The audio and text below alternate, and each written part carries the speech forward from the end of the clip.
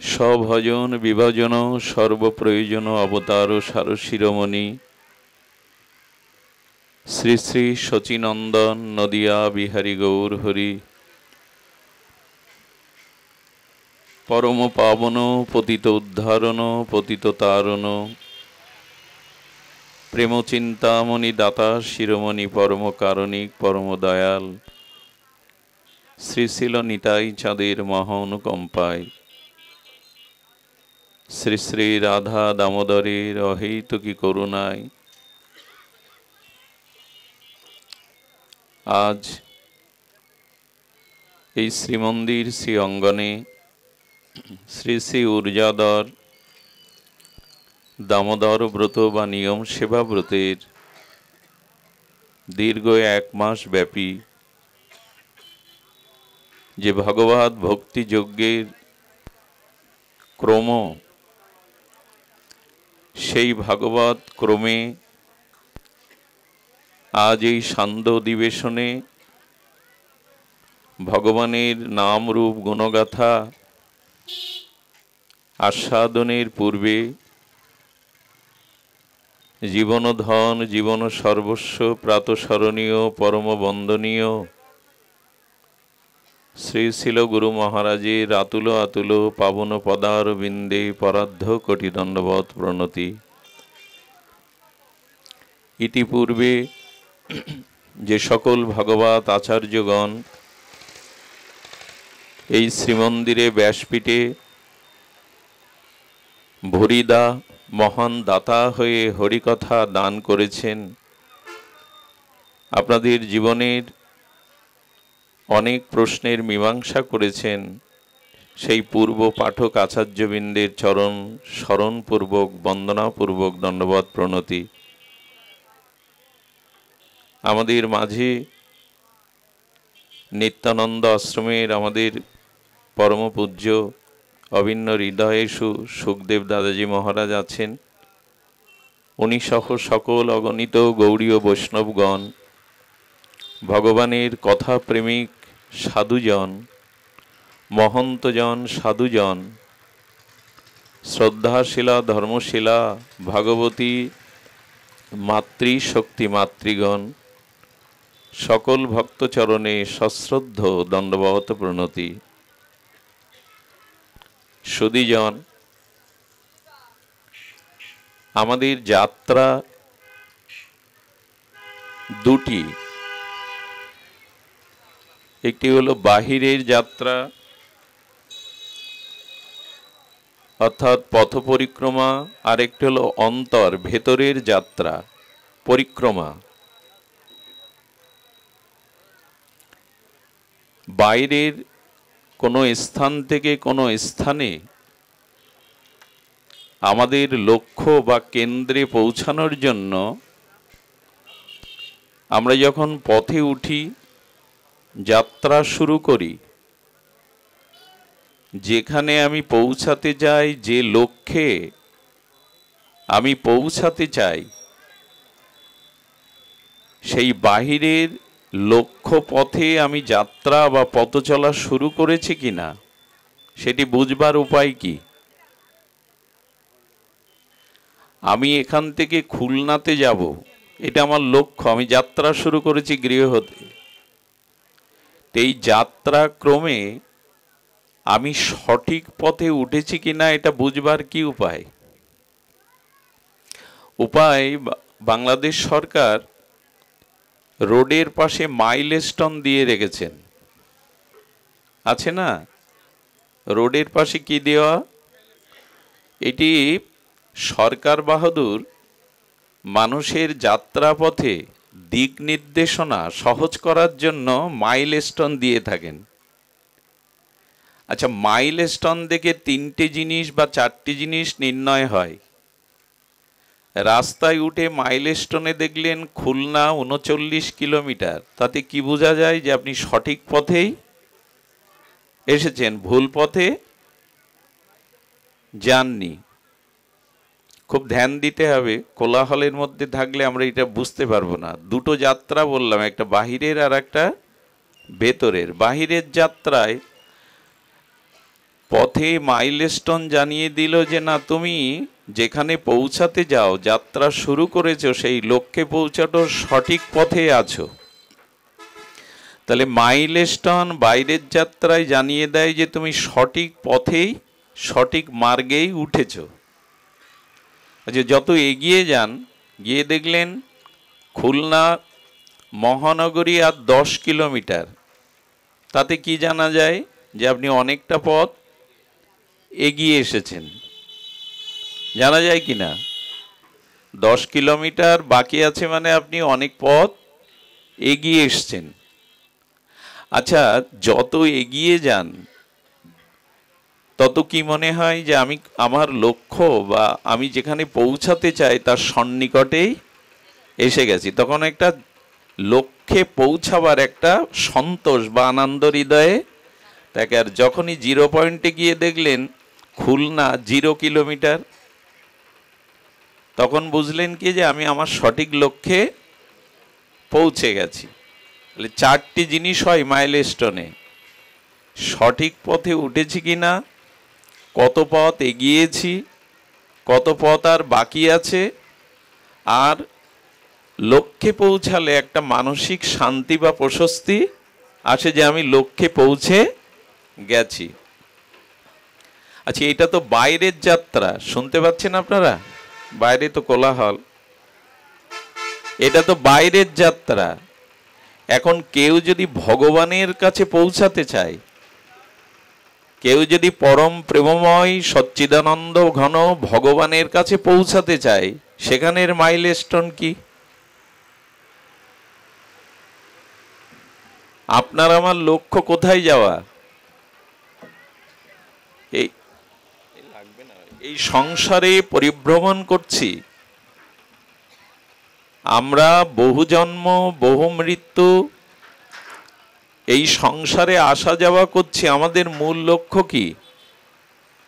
আমাদের ভেতরের যাত্রাটা কোথায়? ভগবানের চরণে তো, নাকি কোথায়? পুনঃ পুনঃ সংসারে আসা, পুনঃ পুনঃ কর্মফল ভোগ করা? আমাদের মূল লক্ষ্য কোথায়? ঈশ্বর প্রাপ্তি বা ভগবানের চরণে পৌঁছানো। প্রেম ভক্তি লাভের দ্বারা শ্রী গোবিন্দের রাধারানীর চরণে পৌঁছানোই হলো আমাদের ভেতরের যাত্রার মূল লক্ষ্য। বাইরের যাত্রা যানবাহনের দ্বারা মাইলস্টোনে নির্ণয় করে এগিয়ে গেলেন। কিন্তু গোবিন্দ চরণে যাওয়ার জন্য ভেতরের অন্তর্যাত্রার মাইলস্টোন কি? আজকে আলোচনা এই বিষয়ে, খুব মার্মিক বিষয়। আপনার ঘুম চলে যাবে, নূতন একটা আনন্দের সন্ধান পাবেন যদি এই আলোচনায় মনোনিবেশ করেন। ভগবানের কাছে পৌঁছাবার একটা মানসিক অন্তর যাত্রার, এটা বন্ধ করো, লাগবে না বাবা, বন্ধ করো, লাগবে না। সুধীজন, আজকের এই প্রসঙ্গেই আমাদের আলোচনা যে ভগবানের চরণে পৌঁছানোর জন্য আমাদের মাইলস্টোন কি? বন্ধ করো না, বন্ধ করো। এক একজন বেশি বোঝে সমস্যা। সুখ দিতে গিয়ে মাঘ মাসে গুরুদেব বাড়ি আসলে পাখা দিয়ে বাতাস দেবেন না, ওইটা চৈত্র মাসে দিলে ওনার সুখ হবে। এখন গুরুদেব আসলে পাখা দিতে হয় বলে মাঘ মাসে দেওয়ার দরকার নেই। শরীরে এমনি জ্বর সমস্যা, তো পাখা না হলেও হবে। আসলে ভাগবতের সময় দেহ সুখের প্রয়োজন থাকে না। তো লক্ষ্য করুন, আমরা ভেতরের অন্তর্যাত্রায় ভগবানের স্বরূপ রাজ্যে তার শ্রীচরণে পৌঁছাবো। এর মাইলস্টোন বলেছেন কে?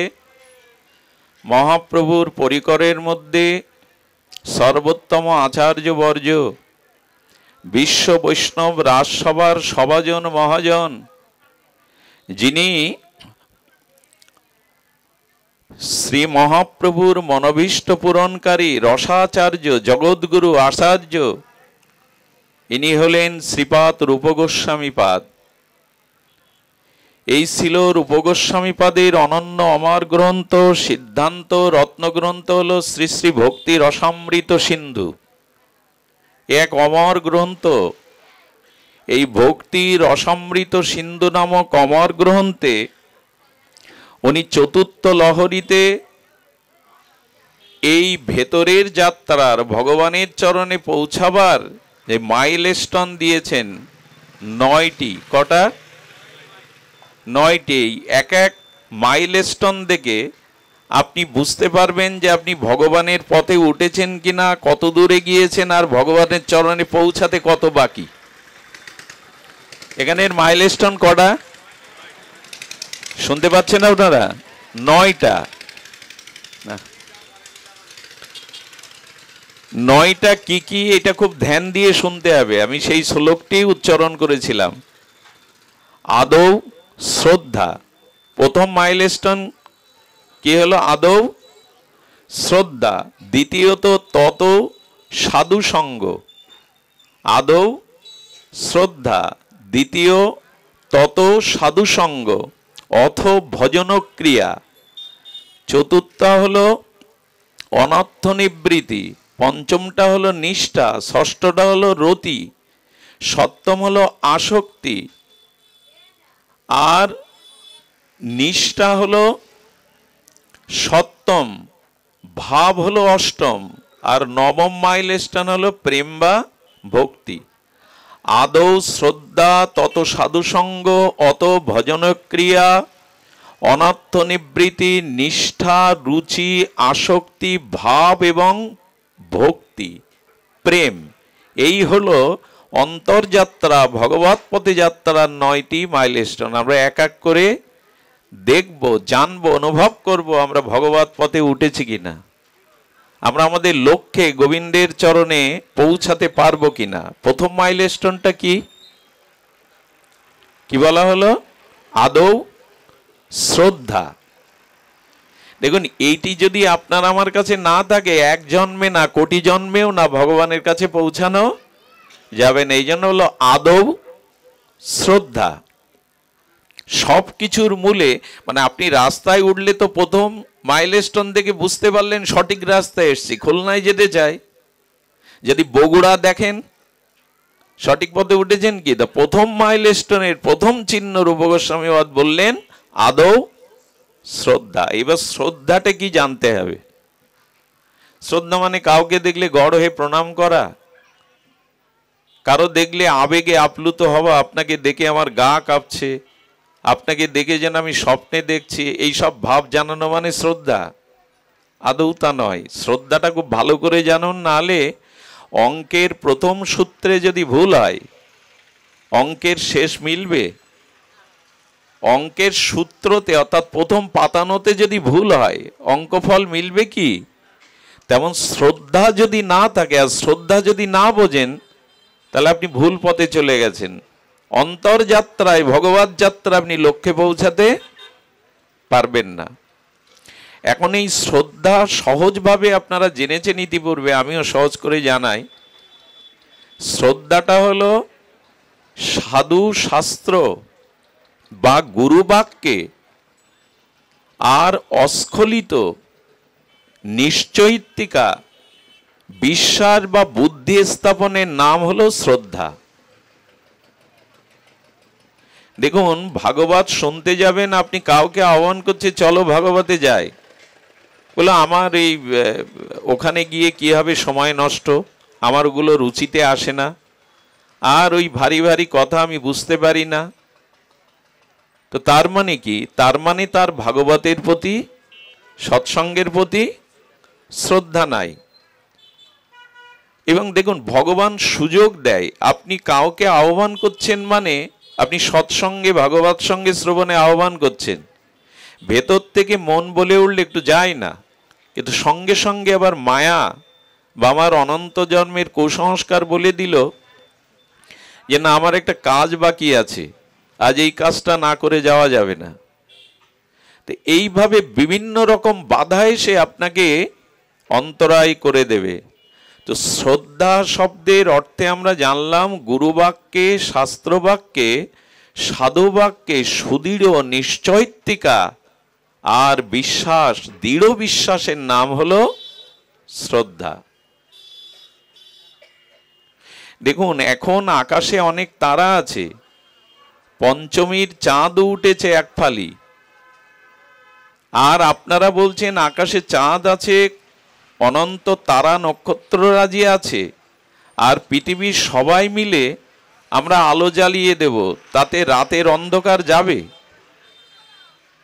বিশ্বাস করবেন যে পৃথিবীর সব আলো দিয়ে, চাঁদ দিয়ে, তারা দিয়ে রাতের অন্ধকার যাবে বা রাত তাড়ানো যাবে? বলো, রাত চলে যাওয়ার জন্য শর্ত হলো সূর্য উদয় হতে হবে। সূর্য উদয় হলে, এখন কেউ যদি বোঝায় যে রাতের অন্ধকার আলো জ্বাললে দূর হবে, চাঁদ উঠলে দূর হবে, এটা বিশ্বাস করবেন আপনি? এই হলো নিশ্চৈতিকা বুদ্ধিবৃত্তি, যে এখন রাত, সূর্য উদয় না হওয়া পর্যন্ত রাতের আধার। এটাই হলো নিশ্চৈতিকা বিশ্বাস, সুদৃঢ় বিশ্বাস। এখন এই শ্রদ্ধা যদি সাধুশাস্ত্র গুরুবাক্যে না আসে, তাহলে আপনি ভুল পথে চলে গেছেন। প্রেম ভক্তি কোনো জন্মেই পাবেন না, বরঞ্চ আপনি বিপরীত স্খলিত হয়ে যাবেন। আদৌ শ্রদ্ধা, এর একটি অপূর্ব দৃষ্টান্ত। এমন দৃষ্টান্ত আজ আমি সারাদিন মাথার মধ্যে, হৃদয়ে এটা শুধু ভেবেছি যে কখন প্রসাদ রূপে আপনাদের একটু জানাতে পারবো। শ্রদ্ধার একটি অপূর্ব দৃষ্টান্ত শুনুন। দৃষ্টান্তটি হলো অর্জুনের পুত্রের পুত্র, ইনি পরীক্ষিত মহারাজ। ব্রহ্ম অভিশাপে তক্ষক দংশনে যখন উনি মারা যান, তখন ওনার ছেলের বয়স, জন্মজয়ের বয়স 7 বছর। খুব ধ্যান দিতে হবে। 7 বছর বয়সেই রাজমুকুট পরে সিংহাসনে বসিয়ে পরীক্ষিত মহারাজ জগৎ থেকে চলে গেলেন। তো 7 বছর বয়স ক্রমে যখন জন্মেজয় কিছুটা বড় হলো, মনে হলো আমার পূর্বপুরুষ পঞ্চপাণ্ডব আর অনন্ত ব্রহ্মাণ্ডের কুলনায়ক সচ্চিদানন্দ ভগবান পরমব্রহ্ম শ্রীকৃষ্ণ আমাদের পূর্বপুরুষের সাথে ভোজন করেছেন, শয়ন করেছেন, খেলা করেছেন, তাদের সাথে ছায়ার মতো ছিলেন। এখন সেই লীলাগুলি, চরিত্রগুলি আমি যদি একটু শুনতে পেতাম। পূর্বপুরুষের ইতিহাস কেনা জানতে চায়, গর্বের ইতিহাস, সাফল্যের ইতিহাস, বীরত্বের ইতিহাস। যদি ভগবান সাথে থাকে, সেই পূর্বপুরুষের ইতিহাস কার না জানার ইচ্ছা থাকে? তো এই প্রবল অভিলাষ, ইচ্ছা নিয়ে, উৎকণ্ঠা নিয়ে কার কাছে শুনবেন? তো যিনি মহাভারত রচনা করেছেন সেই ব্যাসদেবের নিকটে গিয়ে উপস্থিত হলেন। ব্যাসদেব তখন আছেন। ব্যাসদেবের চরণে প্রণত হয়ে বলছেন, আপনি ভগবানের জ্ঞানমূর্তি, জ্ঞান আবেশ অবতার। আপনি বেদ বিভাজন করেছেন, আপনি গীতা এবং রামায়ণ, গীতা এবং মহাভারত রচনা করেছেন, আপনি পুরাণ, উপপুরাণ রচনা করেছেন, সর্বতোভাবে ভাগবত মহাপুরাণ রচনা করেছেন। এই জন্য আপনার কাছে শুনতে চাই, মহাভারতের এই পর্বে পাণ্ডবদের এবং ভগবান শ্রীকৃষ্ণের এবং কৌরবদের ইতিহাস আপনি আমাকে শোনান। সুধীবৃন্দ, ব্যাসদেব যখন কুরুক্ষেত্রের বর্ণনার সময় চলে এসেছেন, তখন জন্মেজয় বলছেন, আচ্ছা, ভগবান শ্রীকৃষ্ণ স্বয়ং ভগবান অখণ্ড পরতত্ত্ব হয়ে এই যুদ্ধ বন্ধ করতে পারেননি? এই যুদ্ধ তো বন্ধ করার মতো সর্বময় শক্তির অধীশ্বর ভগবানের ছিল। এটা ঘটল কেন? খুব ধ্যান দিন, এক একটি কথা যেন মুক্তার মতো আমাদের হৃদয়ে আমরা গ্রহণ করতে পারি। কাচের মতো না মনে করি, মুক্তার মতো করে যেন হৃদয়ে গ্রহণ করি। রাস্তায় যেতে যেতে যেমন রাধা কৃষ্ণ পেলে, যদি দেখেন রাধা কৃষ্ণ, স্বর্ণ রাধা কৃষ্ণ যুগল হয়েছেন, ওটা যেমন আগ্রহ ভরে বুকে তুলে নেন, পথে ফেলে চেকে চলে যান না। এর এক একটি শব্দ হৃদয়ে সেভাবে নিন। উনি বলছেন, আমার সন্দেহ হয় ভগবান শ্রীকৃষ্ণ এই যুদ্ধ কি চেয়েছিলেন? উনি ভগবান, সর্বশক্তিমান, ওনার ইচ্ছার বিরুদ্ধে কিছু হতে পারে না। ব্যাসদেব বুঝলেন, আমি বলছি, তাও মহাভারতের রচয়িতা আমি ব্যাসদেব, তবু এই লীলার মধ্যে ওর সংশয় আসছে। তখন উনি বলছেন যে অনেক বিষয় আছে জগতে যেটা ভগবান চাইলেও ঘটে, না চাইলেও ওটি হবার, ওটি হতে হবে, ওইটি নিয়ম, ওটি হয়। ব্যাসদেব বোঝাতে যাচ্ছেন, বলেন আমি কি করে বিশ্বাস করব? ভগবান পারেন না এমন কোন কাজ আছে? কর্তম অকর্তম অন্যতা কর্তম সর্বদা কর্তম সর্বশক্তিমান ভগবান, উনি চাইলে যুদ্ধ আটকাতে পারতেন। মানে এই কথাটাই তার বিশ্বাস এলো না। কার এলো না? জন্মেজয়ের। কার মুখে শুনছে মহাভারত? যিনি মহাভারত রচনা করেছেন, ভগবানের জ্ঞানমূর্তি ব্যাসদেবের, শ্রীল ব্যাসদেবের মুখে শুনেও বলছেন আমার মনে হয় না এটা হওয়ার ছিল। ভগবান এটা বন্ধ করতে পারতেন, বললেন না, কিছু ঘটনা আছে যা জগতে হবার, ভগবান সেটি চাইলেও হয়, না চাইলেও এটি মেনে নাও। বললেন এটা আমি মানতে পারলাম না। তখন ব্যাসদেব কি বললেন জানেন? আচ্ছা আমি বলছি শোনো, তোমার 5 বছর পর তোমার জীবনে একটা ঘটনা ঘটবে, আজকে জেনে রাখো, শুনে রাখো, তুমি না চাইলেও সেটা ঘটবে। আহা, বলেন বলুন, বলেন 5 বছর পরে তুমি যেন কোনো ঘোড়ার পিঠে উঠবে না, কিন্তু আমি জানি তুমি ঘোড়ায় উঠবে।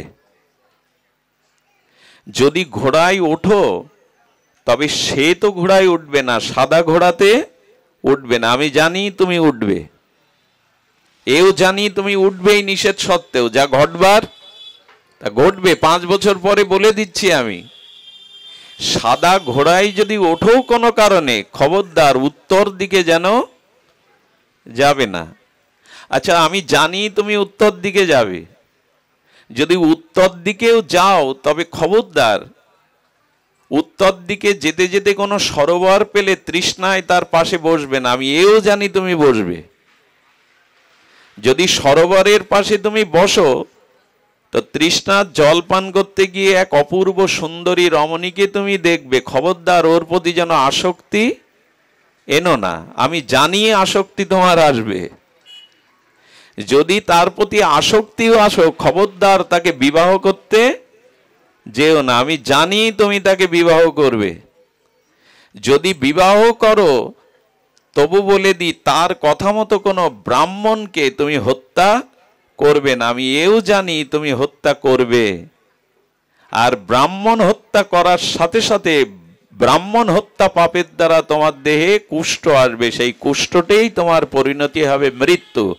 আজ থেকে 5 বছর পরে দেখো তোমার জীবনে এটা ঘটবে। কে বলছেন কথাটি? ব্যাসদেব। আমরা কিন্তু প্রথম মাইল স্টোনে আসি। ওই মাকে ডেকে দিন, ঘুমাচ্ছেন। ভাগবতে সে ঘুমাই কেন বুঝি না। জয় রাধে। তো কি হয়েছে, উনি 5 বছর কেন বাড়িতে এসে বললেন ব্রাহ্মণ সাপে কুষ্ঠ হয়ে মরার থেকে আজ থেকে ঘোড়ায় চড়া বন্ধ করলাম। কি করবে আমার? ঘোড়ায় বন্ধ করেছেন, কিন্তু 5 বছর পূর্ণ হতে সামান্য 1 মাস বাকি আছে।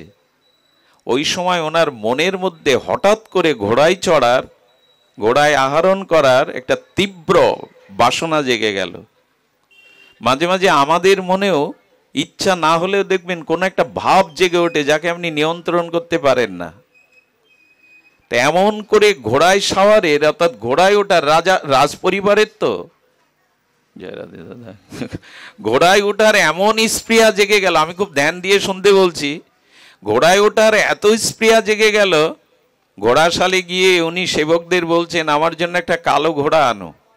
আচ্ছা উনি বলেছিলেন ঘোড়ায় উঠবে না, তো ঘোড়ায় যদি ওঠো তো সাদা ঘোড়ায় উঠবে না। আচ্ছা আমি ঘোড়ায় উঠি, কালো ঘোড়ায় উঠবো, আমার তো অনেকগুলো ঘোড়া, তাহলে তো আর সমস্যা নাই। তো উনি কি করেছেন, বলছেন সেবককে যে একটা কালো ঘোড়া আমার জন্য এনে দাও, বা লাল ঘোড়া, সাদা ঘোড়া আনবে না। এখন সেবক সাজিয়ে গুজিয়ে সেই সাদা ঘোড়াই এনেছেন। উনি কি উঠবেন? মনে আছে তো সেই কথা। উনি বলছেন আমি তোমাকে লাল বা কালো ঘোড়া আনতে বললাম, কেন সাদা ঘোড়া আনলে?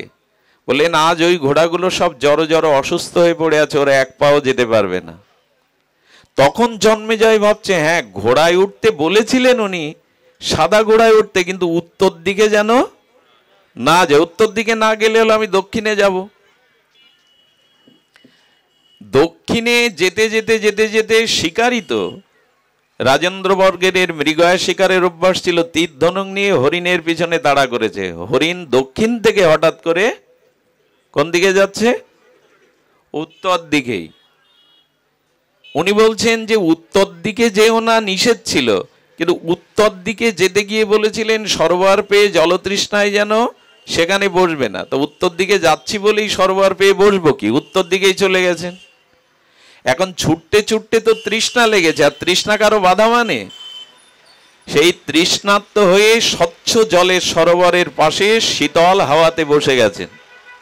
বলে বসছি, কিন্তু বলেছিলেন কোনো সুন্দরী দেখে আসক্তি হবে না, কিন্তু ওই পারে দেখে এক অপরূপ অশ্বরী সম সুন্দরী দাঁড়িয়ে।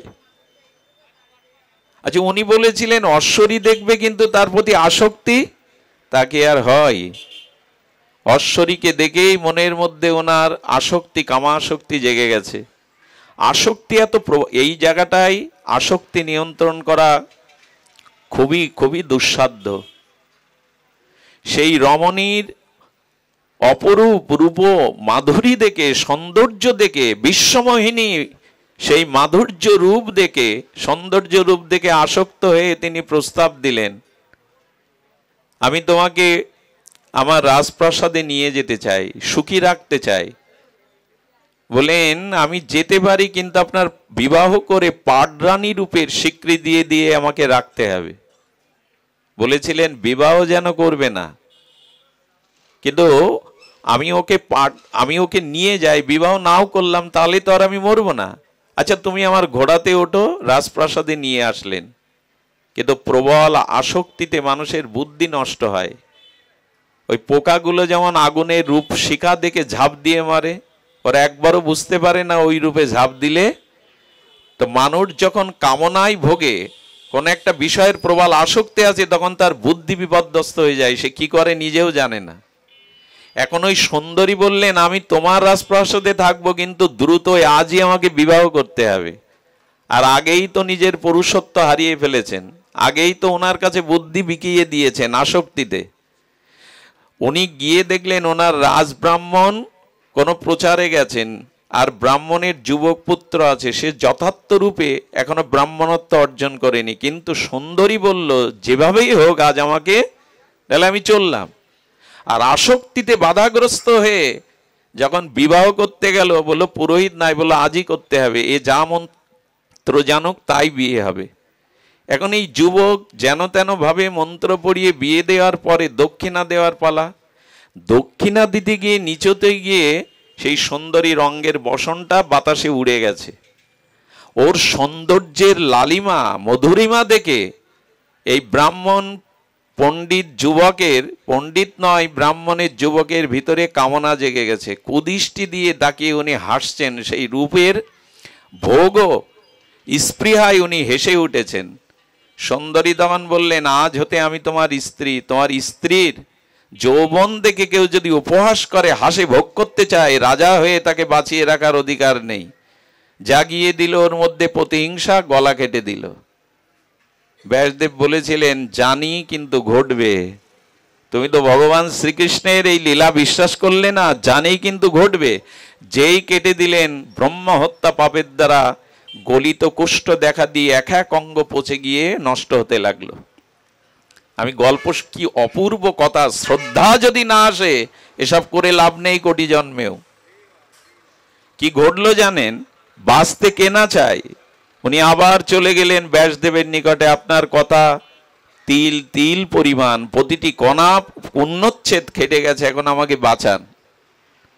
বলেন শাস্ত্রের কথায়, ভাগবত কথায় যার বিশ্বাস আসে না, তার পরিণতি এই জায়গায় যায়। কোথায় এসেছেন? এ ভাগবত শ্রবণে যারা আসে শুদ্ধ সাধু সঙ্গে, তাদের প্রাপ্তিটা দেখুন। উনি বললেন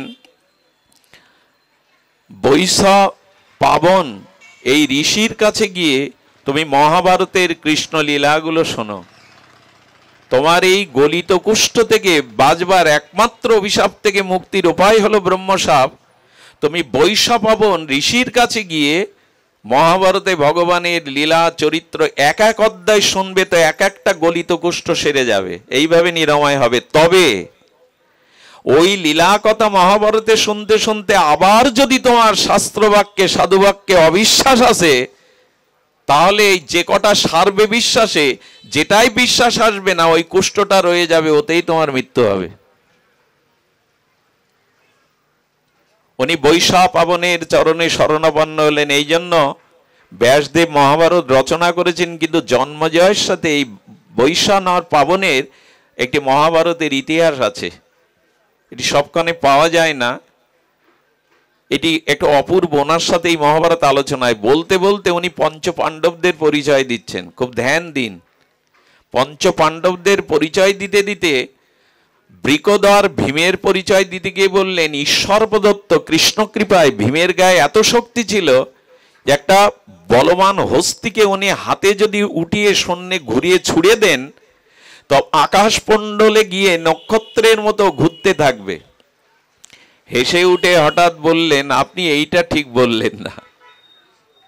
আরে কোনো মানুষের গায়ে জগতে এরকম বল হয় নাকি যে হাতি উড়িয়ে দিলে সে ঘুরতে ঘুরতে মহাকাশে গিয়ে স্যাটেলাইটের মতো ঘুরবে? আমি বিশ্বাস করতে পারলাম না। ঋষি বলল, আর কিছু করার নেই। আমি আপনাদেরকে হাত জোর করে অনুরোধ করি, এই যে সাধু বাক্য, এই যে গীতা ভাগবত রামায়ণের বাক্যের প্রতি কখনো যদি আপনার যুক্তি তর্কের দ্বারা মনে করেন এটা অযৌক্তিক, আপনি অভিশাপ মুক্ত কোনোদিন হতে পারবেন না। এই জন্য যে বক্তার প্রতি, যে সাধুর প্রতি আপনার শ্রদ্ধা নেই, সেখানে হরিকথা শুনতে গেলেই আপনার বিপরীত ভাবনা আসবে। অর্থাৎ তার কথায় শ্রদ্ধা না থাকায়, তার প্রতি শ্রদ্ধা না থাকায় তার কথা একটা সংশয় উপনীত হবে আপনার। আর যখনই সাধুবাক্যে শাস্ত্রবাক্যে সংশয় আসবে তখনই আপনার জীবনে এই অভিশাপ, এই পরিণতি নেমে আসবে। আদৌ শ্রদ্ধা এই জন্য বলেছেন, স্বজাতীয় বক্তার মুখে ভাগবত শোনো, স্নিগ্ধ বক্তার মুখে ভাগবত শোনো, ভজনানন্দী যে তোমার থেকে 100 গুণ ভজন বেশি করে তত্ত্বজ্ঞ, তার আলোচনা, তার সঙ্গ শোনো। আর যিনি শতবরে তোমার থেকে 100 গুণ যার ভাগবত ভক্তি প্রেম আছে তার মুখে শুনে। যেন তেন ভাগবত শুনতে গেলে ওই যুক্তি তর্কে, ওই ভাগবত কথায় যদি অবিশ্বাস আসে তো জন্মজয়ের পরিণতি নিতে হবে তোমায়। খোল বাজলো, করতাল বাজলো, বক্তা এসে বসলো, ছুটে গেলাম, এরকম না। আমার কথা না, এই রূপ গোস্বামীবাদ বলেছেন কার মুখে ভাগবত শুনতে হবে? আমার মুখে, আমার মতো মাদিস বিষয়ের মুখে। বললেন না, এই 4টে গুণ যার আছে তার কাছে। প্রথমে স্বজাতীয়, তুমি রাধা কৃষ্ণ নিতাই গৌরের ভজন করো, বক্তাও যদি তোমার স্বজাতীয় মতের হয় তার মুখে শুনলে জমে যাবে। বোঝা গেল? আমি সৎসঙ্গী পাঠ শুনছি বৈষ্ণবের মুখে, ওখানে মজবে না, ওখানে মিলাতে পারবেন না। স্বজাতীয় বক্তার মুখে আলোচনা হচ্ছে, ভাগবত হচ্ছে, গড়ে চলে গেলাম, গিয়ে কি দশা হয় জানেন? ওই কথাতে যদি আপনার অবিশ্বাস, অশ্রদ্ধা আসে, আপনি গেলেন। স্বজাতীয় বক্তার মুখে ভাগবত শুনতে হবে। দ্বিতীয় কি করতে হবে? সে বক্তা আলোচনা করছে, সে যদি স্বজাতীয় হয় অথচ তার মধ্যে স্নিগ্ধতা থাকতে হবে, তার নির্মলতা থাকতে হবে। কথায় কথায় ক্ষেপে ওঠেন, কথায় কথায় রেগে যান, কথায় কথায় বিরূপ আচরণ করেন, এই স্নিগ্ধতা যার মধ্যে নাই তার মুখে ভগবত শুনলে ওই গুণাবলী তোমার মধ্যেও চলে যাবে। দ্বিতীয়, তাকে হতে হবে ভজনানন্দী। আমাকে উনি 4টেই উঠতে বলেন, উনি ওঠেন 7টায়। ভজনানন্দী, ভজনানন্দে যিনি ডুবে আছেন তার মুখে ভাগবতটা শুনতে হবে। আপনাদের বলে দিলাম, আপনারা ভোরে উঠবেন, মঙ্গল আরতি দেবেন, আমি উঠি 7টায়। আমার এই কথা আপনাদের ভালো লাগতে পারে কিন্তু শক্তি সঞ্চার করবে না। এই জন্য ভজন আনন্দে ডুবে আছেন, সেই ভজন আনন্দের মুখে ভাগবত শুনুন, তাহলে হৃদয়ের রস স্পর্শ করবে। আর শতবরে তার মুখেই ভগবত শুনতে হবে, হরিনাম শুনতে হবে, যে আপনার থেকে 100 গুণ ভজনে উপরে অবস্থান করছে। আমরা এই নীতিগুলো মানি না। আমি কিন্তু এর মানে এই বলছি না যে আপনারা কোথাও যাবেন না। এই বিষয়গুলো যেখানে মিলবেন, রূপ গোস্বামীবাদ বললেন ভাগবত সেখানেই শ্রবণ করতে হবে। আমার মতো মাদিস অজ্ঞ মূর্খ অভজনশীলের মুখে শুনলে আপনাদের কাজ হবে না। এখন উনি ওই অবিশ্বাস করলেন যে ভীমের গায়ে, এটা অতিরিক্ত বলে ফেললেন। হাতিকে ঘোরাবে আর স্যাটেলাইটের মতো আকাশে ঘুরবে, এটা আমার বিশ্বাস হয় না। যেই বিশ্বাস হলো না, বাড়ি এসে ওই একটাই কুষ্ঠ সারল না, ওতেই জন্মেজয়ের প্রাণ চলে গেল। আমার প্রথম মাইলস্টোন এখানেই শেষ। যদি শ্রদ্ধা না আসে, জানবেন আপনি ভুল পথে চলে গেছেন। দেখুন, শ্রদ্ধা না আসলে কি হয়, আপনি বৃন্দাবনের লীলা বলছেন, ভগবানের লীলা বলছেন যে 7 বছর বয়সে গোবিন্দ গিরিরাজ ধারণ করলেন। যুক্তিবাদী মানুষ এটা শুনে বললেন, তা কি হয় 21 কিলোমিটার একটা গিরিরাজ ধরতে পারে? সে যতই ভগবান নরলীলা করছেন, তো এসব আষাঢ়ে গল্প গেল। এই জন্য আদৌ শ্রদ্ধা, আগে শোনার আগে নিজেকে বোঝাও যেটা শুনছো শাস্ত্র বাক্য, সাধুগুরু বাক্য, এটা সুদৃঢ় নিশ্চয়তা বিশ্বাস আনো, এটা সত্য।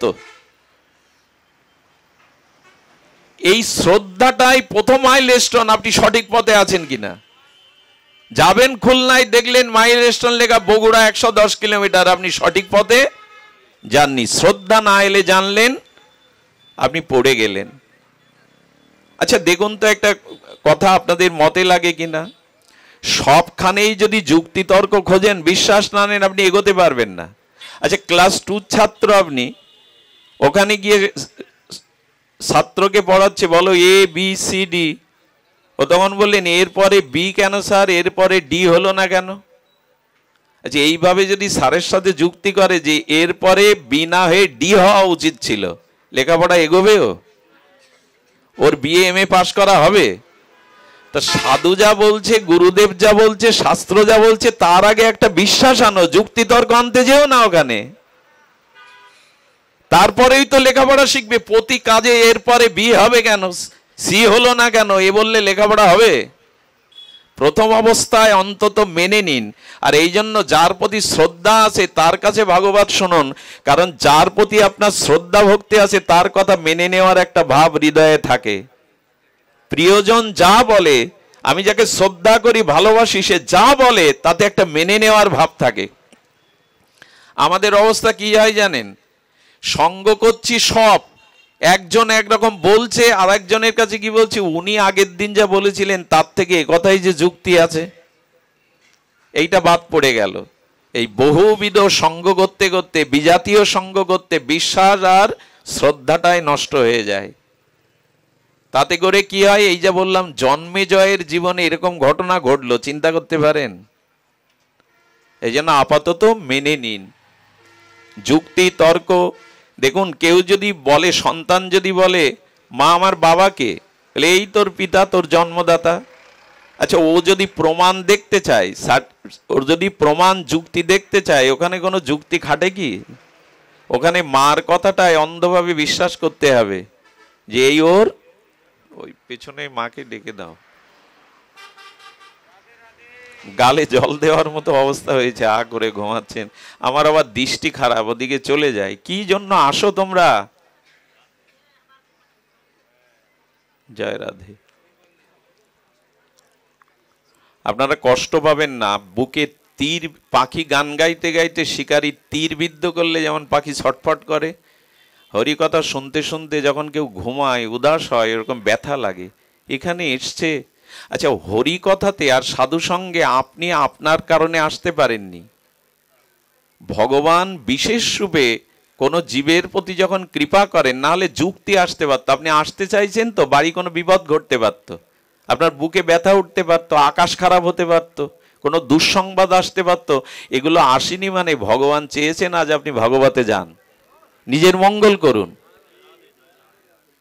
আবার অনেকে এসে বাধা দিতে পারত, অনেকে কুযুক্তি দিয়ে অন্য পথে নিয়ে যেতে পারত, এসেছেন। আচ্ছা যদি বলেন আপনার এই কথা মেনে নিয়ে কি করি, ভগবান কারো প্রতি দয়া হলো তাই ভাগবতে পাঠালেন, অন্যের প্রতি হলো না, সে আসলো না, এটা পক্ষপাতিত্ব হয়ে গেল না ভগবানের? এখন তো যুক্তি ছাড়া কথা কেউ নেবে না। এই মানুষগুলোকে ভগবান তাহলে কৃপা করেছেন যারা মোবারকপুর এই মন্দিরে এসে ভাগবত শুনছেন, আর কোনো মানুষকে ভগবান তাহলে কৃপা করেননি, এই জন্য ওরা আসেনি। কথা তো তাই দাঁড়ায়। এ কথার যুক্তি দিয়েছে, বহু জন্মে যদি কারো পুণ্য সৎকর্ম সঞ্চিত থাকে, তবে সেই বহু জন্মার্জিত কর্মের সুকর্মের কারণে, সুপূর্ণের কারণে ওই জীবের হৃদয়ে ভগবান প্রেরণা দিয়ে তাকে ভাগবতে পাঠান। যার বহু জন্মের পূর্ণ নেই তার হৃদয়ে ভগবান এই প্রেরণা দেবেন না। এই জন্য বহু জন্মের স্বীকৃতি থাকলে আর ভগবানের বিশেষ কৃপা যোগ হলে তখন সাধু সঙ্গ হরিকথা শোনার ভাগ্য হয়। তো এত ভাগ্য পেয়ে এসেও যদি ঘুমান আকাশের দিকে তাকিয়ে, কি বা করার আছে বলুন?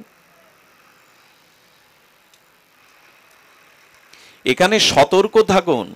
দেখুন বলি, ভাগবত কথা যদি কারো রুচি হয়, দেহাবেশের সমস্ত ধর্ম চলে যায়, মল মূত্র বেগ ঘুম ক্ষুধা তৃষ্ণা সব চলে যায়।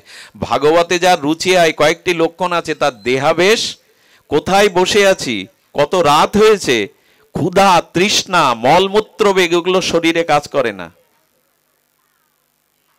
ভাগবত শ্রবণে যদি কেউ কেউ মনে মনে বললেন, বলতে বলেছি বলে তোমাকে ব্যাসাসনে তুলেছি বলে যাতা বলবে, আমার 4টেই উঠতে হয়, এটা নিয়ম সেবা মাস অমুক তমুক, এরকম যুক্তি খাটান। আর যদি আপনার মেয়ের বিয়ে হতো, আপনি ঘুমাতেন বাড়ি? ঘুমাতেন না। আর আপনাদের বরযাত্রী যদি বাসে করে নিয়ে ব্যান্ড বাজাতে বাজাতে নিয়ে যেতাম এসি বাসে করে, ঘুমাতেন না, ওইখানে ঘুম আসতো না।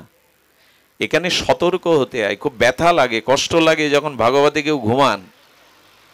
সুধীজন ধ্যান দিন, যুক্তি তর্ককে পেছনে রেখে সজাতীয় স্নিগ্ধ ভজনানন্দী সাধুগণ যা বলছেন সেই কথার প্রতি শ্রদ্ধা রাখুন। ভাগবত শ্রবণে গোকর্ণ উপাখ্যানে আর 85 পর্যন্ত বৈকুণ্ঠে গিয়েছিল ভগবানের রথে পড়ে। ভাগবত এমন জিনিস, তবে এর প্রতি আগে শ্রদ্ধা আসা দরকার, আদৌ শ্রদ্ধা। দ্বিতীয় মাইলস্টোন, 9টা আমরা কটা পৌঁছাতে পারবো জানি না, 2-1টা তো বলি। দ্বিতীয় মাইলস্টোন হলো আদৌ শ্রদ্ধা, তত সাধু সঙ্গ। শ্রদ্ধা যদি কারো হয় সাধুতে বৈষ্ণবে ভাগবতে, তখন সেই শ্রদ্ধার মাইলস্টোন তাকে দ্বিতীয় পদক্ষেপে, দ্বিতীয় কিলোমিটার এগিয়ে নিয়ে, দ্বিতীয় মাইলস্টোন হলো সাধু সঙ্গ। শ্রদ্ধা এলেই কেবল সে সাধু সঙ্গ করতে যায়, শ্রদ্ধা না এলে কেউ সাধু সঙ্গ করে না। এখানে পয়সা খরচ করে রাত জেগে কর্ম ফেলে দূর দূরান্ত থেকে এসে মাটিতে রাস্তায় বসেছেন, নিশ্চয় হরিকথাতে সাধু সঙ্গে শ্রদ্ধা আছে বলেই আপনি এসেছেন, না হলে আপনি আসতেন না। এই জন্য শ্রদ্ধা আপনাকে দ্বিতীয় একটা সোপানে সিঁড়িতে পৌঁছে দেবে। ভগবানের চরণে প্রেম ভক্তির সোপান 9টা মাইলস্টোন, দ্বিতীয় হলো তত সাধু সঙ্গ। এখন এই সাধু সঙ্গ, এই প্রসঙ্গে আমাদের একটু ভালো করে ধ্যান দিতে হবে। সাধু সঙ্গটা আসলে কি, আর প্রকৃত সাধু সঙ্গ কাকে বলে? যে সঙ্গ করলে, যে সাধু সঙ্গ গেলে বা সাধু সঙ্গের দ্বারা, শ্রবণ কীর্তনের দ্বারা আপনার জীবনে ভগবত ভজন শুরু হয়ে যায়, আপনার জীবনে ভগবত ভজন ক্রিয়াটি শুরু হয়, জানবেন সাধু সঙ্গ ঠিক ঠিক করা হচ্ছে। সাধু সঙ্গ হচ্ছে অথচ আমার জীবনে ভজন আসছে না, নামে রুচি আসছে না, ভগবত আরাধনায় অর্চনায় রুচি আসছে না। যদি আপনার জীবনে ভজন ছিল না, এখন সাধু সঙ্গ করে যদি ভজন না আসে, জানবেন সাধু সঙ্গ ঠিক ঠিক হচ্ছে না। আগুন গায়ে দেবেন, আপনার অগ্নি গা পোড়াবে না। আপনি জলে নামবেন অথচ ভিজবেন না, এটা হতে পারে? সাধু সঙ্গ করছেন অথচ আপনার জীবনে ভজন আসছে না, জানবেন বন্ধা রমণী যেমন মা হতে পারবে না, তেমনি সাধু সঙ্গ করে যার জীবনে ভজন না আসে, একটু প্রসাদ ভোজি, একটু ভগবানকে সেবা করা, একটু তীর্থে ভ্রমণে যাওয়া, একটু ভাগবতে যাওয়া, এই সব ভজনগুলো আপনার একটু কাম ক্রোধ যদি না কমে, 10 বছর আগেও যে কাম ক্রোধ ছিল, মোহ ছিল, হিংসা ছিল, 10 বছর সঙ্গ করেও সেখানে দাঁড়িয়ে আছি, জানবেন সাধু সঙ্গ আপনার হয়নি। সাধু সঙ্গ হয়েছে এটা বুঝবার, জ্বর মাপবার যেমন তাপমান যন্ত্র থার্মোমিটার কয় ডিগ্রি জ্বর, তেমনি সাধু সঙ্গ হচ্ছে কিনা এটা বুঝবার উপায় আপনার জীবনে ভজন এসেছে কিনা। কাম ক্রোধ কিছুটা কমেছে কিনা, হিংসা বিদ্বেষ কিছুটা কমেছে কিনা, আপনার জীবনে দয়া এসেছে কিনা, ক্ষমা এসেছে কিনা, আপনার জীবনে হরিনামে রুচি এসে কিনা, কিছুটা পথ এগিয়ে যাচ্ছেন কিনা, এগুলোই প্রমাণ সাধু সঙ্গ। এ যদি না হয় তাহলে বন্ধা রমণীর মতো যেমন সে মা হতে পারবে না, সাধু সঙ্গ করেও আপনার কিছু হবে না। সাধু সঙ্গ কাকে বলে? দেখুন, শাস্ত্রে বলেছে ভগবত ভক্তির জন্মমূল, কৃষ্ণ ভক্তির জন্মমূল হয় সাধু সঙ্গ, অর্থাৎ ভক্তির মূল, ওই মূল লক্ষ্যে পৌঁছানোর আমাদের শ্রদ্ধার পরে আসে। আচ্ছা, শ্রদ্ধা কিন্তু শাস্ত্রীয় শ্রদ্ধা একেবারে আসে না। অল্প কিছু শ্রদ্ধার দ্বারা যখন, লৌকিক শ্রদ্ধার দ্বারা যখন সাধু সঙ্গ হবে, তখন সাধু সঙ্গের দ্বারা এবার শাস্ত্রীয় শ্রদ্ধার জন্ম হবে। আগে শ্রদ্ধা, সেই শ্রদ্ধাটা অল্প, সেই শ্রদ্ধাটা লৌকিক, কেউ একজন নিয়ে গেল, সাথে মিশতে মিশতে গেলাম, এটা লৌকিক শ্রদ্ধা। কিন্তু সাধু সঙ্গ করলে তখন আসবে শাস্ত্রীয় শ্রদ্ধা, দৃঢ় শ্রদ্ধা, তখনই আপনি এগিয়ে যেতে পারবেন। এখন প্রকৃত সাধু সঙ্গ কোনটি? আমি আপনাদের একথা হয়তো পূর্বে শুনিয়েছি, তবু আরেকবার চর্চা করি, তাতে আপনাদের রুচিতে বাঁধবে না। সুধীবৃন্দ, সেটি হলো সাধু সঙ্গ হলো এই যেখানে কৃষ্ণ কথা ব্যতীত, ভাগবত পর্যালোচনা ব্যতীত অন্য আন কথা হয় না, তারই নাম সাধু সঙ্গ। সাধু সঙ্গে শুধু হতে হবে কৃষ্ণ গুণগাথা, অন্য কোনো সামাজিক কথা, রাজনৈতিক কথা, সাংসারিক কথা, পরনিন্দা পরচর্চার কথা যেখানে হয়, আদৌ সেটা সাধু সঙ্গ নয়। কৃষ্ণ কথা ব্যতীত যেখানে অন্য কথা হয়, সেটি আদৌ সাধু সঙ্গ নয়। আর আমার মতো সাধু এসেই যদি বাড়ি গিয়ে আগে বলি একটু চা করুন, চার সাথে একটু বিস্কুট আনুন, আবার একটু আড়ালে গিয়ে মুখে বাতি জ্বালিয়ে টেনে যদি আসি, তবে এই সব সাধু সঙ্গ করে জানবেন বাইরে সাধু বেশ আছে, কিন্তু এদের সঙ্গ করে এগোনো। আরে তুমি নিজের বৃত্তি নিয়ন্ত্রণ করতে পারো নি, তো অন্যের বৃত্তি কি নিয়ন্ত্রণ করবে? এক রাজা শুনেছেন যে ভাগবত শ্রবণ করে পরীক্ষিত মহারাজ 7 দিনেই কৃষ্ণচরণ পেয়ে গেল, ব্রহ্মরন্ধ্র ফেটে তার আত্মা নিত্য স্বরূপ ধামে চলে গেল। তা আমি রাজা, আমি বিষয়, আমি 7 দিন ভাগবত শুনবো। উনি ভাগবত শোনার পরে 7 দিন পরে ওনার বিষয় বাসনা আরো বেড়ে গেছে। এই 7টা দিন আমি সিংহাসনে বসিনি, আর এই রাজকোষে কতটা অর্থ এলো হিসাব নেইনি। শেষে বললেন, তোমার ভাগবত শুনে আমার বিষয় বাসনা তো যায়নি, বরঞ্চ বেড়ে গেছে, সদুত্তর দাও। আর এর সদুত্তর না দিতে পারলে 3 দিনের মাথায় আমি মৃত্যুদণ্ড দেব। ভাগবত শোনালে অথচ কমার বাটায় আমার বিষয় বাসনা, ভোগ বাসনা বেড়ে গেছে। যে উনি কি উত্তর দেবেন? উত্তর খুঁজে না পেয়ে যেদিন মৃত্যুর দিন, সেদিন বললেন, তোমার শেষ ইচ্ছা কি? বললাম, আমার ছোট কন্যাকে একটু আমার কাছে এনে দেন। ছোট কন্যাটা খুব বিদুষিনী ছিল, খুব স্মৃতি শক্তিধর ছিলেন, শাস্ত্রজ্ঞ ছিলেন। এসে যখন বললেন, তখন রাজাকে বললেন, আমার পিতার মৃত্যুদণ্ডের আগে আমি আপনাকে এই বাবার হয়ে উত্তরটা দিতে চাই, যদি সদুত্তর দিতে পারি বাবাকে মুক্তি দেবেন? বলে হ্যাঁ। সদুত্তর দেওয়ার জন্য মেয়েটি বললেন, এই সামনের পিলারে 2 মিনিটের জন্য আপনাকে আষ্টে বিষ্টে দড়ি দিয়ে বাঁধা হবে। আমার বাবাকে তো বাঁধা রয়েছে সামনের পিলারে, আপনাকে ওই উত্তরের দানের জন্য আপনাকে একটু 2 মিনিটের জন্য বাঁধা হবে, কিছু মনে করবেন না। ওনাকে আষ্টে বিষ্টে বাঁধা হলো। এইবার কন্যাটি রাজাকে বলছেন, আমার বাবার বাঁধন খুলে দিন। রাজা তখন বলছেন, আমি দড়িতে বন্দী দশায় আমি ওর বন্ধন কি করে খুলবো? বলে, আপনার উত্তর হলো এই, আমার বাবা অর্থের লোভে, যশ খ্যাতির লোভে ভাগবত পাঠ করতে যায়, বাবার ভিতরে এখনো যথার্থ ত্যাগ বৈরাগ্য আসেনি। তো বাবা যদি কামনা বাসনায় বন্ধনে থাকে, তা আপনার বন্ধন খুলবে কি করে? সে আমি নিজেই বন্ধনে বন্ধি, আমি অন্যের বন্ধন খুলবো কি করে? আমার এখনো কামনা গেল না, পর স্ত্রীর প্রতি দৃষ্টি শুদ্ধ এলো না, আমি এখনো হাতে টাকা দিলে, প্রণামী দিলে দেখি এটা 500 টাকা কি 50 টাকার নোট, এখনো যদি এই ভাব থাকে, তার মুখে ভাগবত শুনে সে সাধু সঙ্গ করে এগোতে পারবেন না। তবে আবার সব সাধু দেখে এরকম সন্দেহ দৃষ্টিতে দেখবেন না, তাহলে জীবনে সাধু খুঁজে পাবেন না কোনো জন্মে। এসব বলছি মানে আবার এরকম তীক্ষ্ণ তীর দিয়ে পরীক্ষা নিরীক্ষা করতে যাবেন না। পরীক্ষা একটাই, যার কথা শুনলে, যার সঙ্গ করলে মনের ভিতর থেকে অসৎভাব চলে গিয়ে সদ্ভাব জেগে ওঠে, শ্রদ্ধায় মাথা নত হয়, জানবেন এই হলো পরীক্ষা, ইনিই হলেন প্রকৃত সাধু। যার সম্মুখে গেলে, যার হরিকথা শুনলে শ্রদ্ধায় মাথা নত হয়ে আসে, হৃদয়ে অভাব দূরীভূত হয়ে স্বভাব জেগে ওঠে, জানবেন এই হলো পরীক্ষা, এনার সঙ্গের দ্বারাই আমি কিছু পেতে পারি। এই বিচারগুলো আমাদের নাই। শোনেন, বিচার করে চলতে হবে পথে। বিচার, ঠাকুর মশাই নরোত্তম ঠাকুর কি বলেছেন? বিচার করিয়া মনে ভক্তি রস আস্বাদনে মধ্যস্থ শ্রী ভাগবত পুরাণ। আবেগে ছুটতে যাবেন না, বিচারের কথা ঠাকুর মশাই বলেছেন।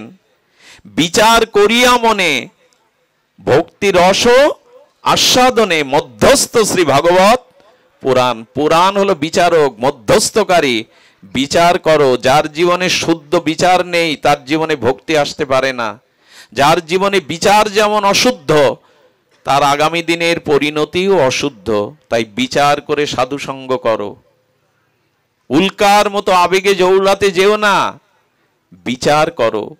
বিচার করিয়া মনে ভক্তি রস আস্বাদনে।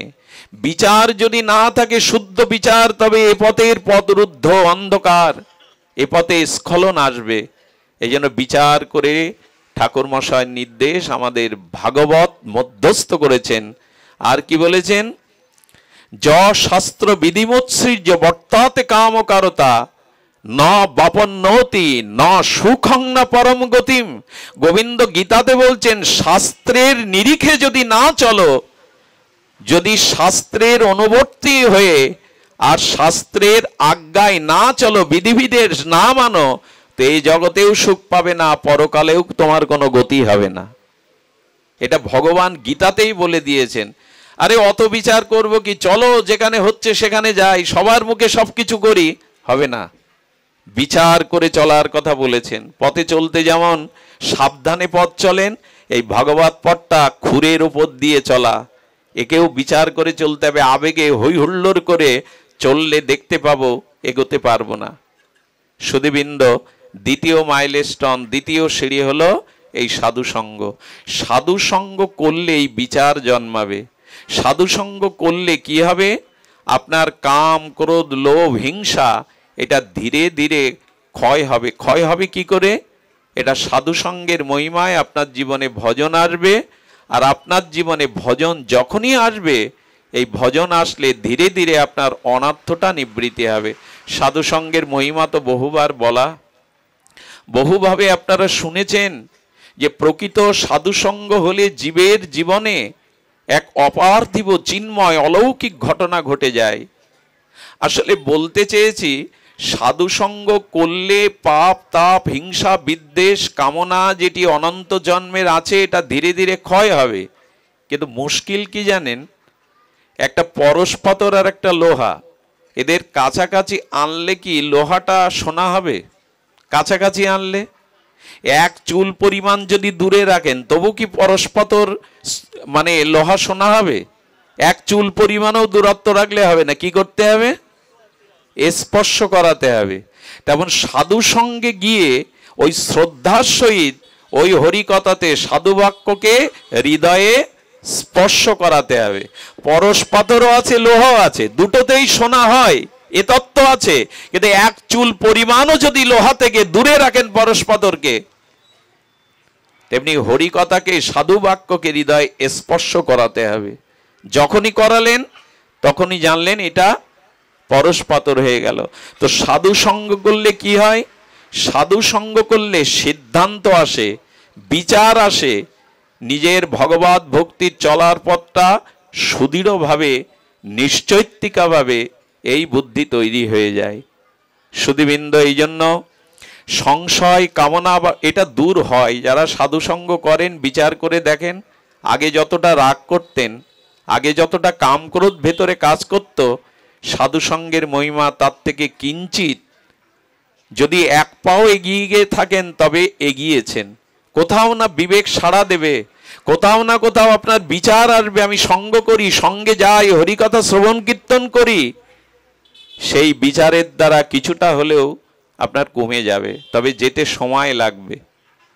একজন গুরুদেবের দীক্ষা নিয়েছেন বিজয় কৃষ্ণ গোস্বামী সিদ্ধ মহাত্মার, কিন্তু কুকাজ যায়নি। কুকাজটা তিনি করেই চলেছেন। অন্য শিষ্যরা বললেন আপনার মতো সদ্গুরুদেবের চরণ আশ্রয় করে ওর ভিতরে আরো বেড়ে গেছে। বিজয় কৃষ্ণ গোস্বামী হেসে বললেন বেড়ে গেছে একেবারে যাবে বলে। প্রদীপ নিভাবিত হওয়ার আগে ধূপ করে বেশি জ্বলে ওঠে। ও হৃদয়ে যে কামনা বাসনা দেখছো না, ওটা দ্রুত চলে যাবে। অপিচেত সুদরাচার মাম অনন্য ভাক সাধুরেব সামন্তব্যং সম্যক ব্যবস্থিতি হ। এখানে নিশ্চয়িত্তিকা বলেছেন হতে যাচ্ছে, তার হৃদয়ে কামনা বাসনা চলে যাচ্ছে। বললেন প্রভু দৃষ্টান্ত দিন। জঙ্গলের পাশে এক ব্যক্তি, তার বাড়ি, প্রতিদিন জঙ্গলের পাশ দিয়ে বাইরের পাশ দিয়ে যায়। তো কখনো হরিণ দেখে, কখনো শৃগাল দেখে, কখনো দু একটা বানর দেখে, বাঘ ভাল্লুক দেখতে পায় না।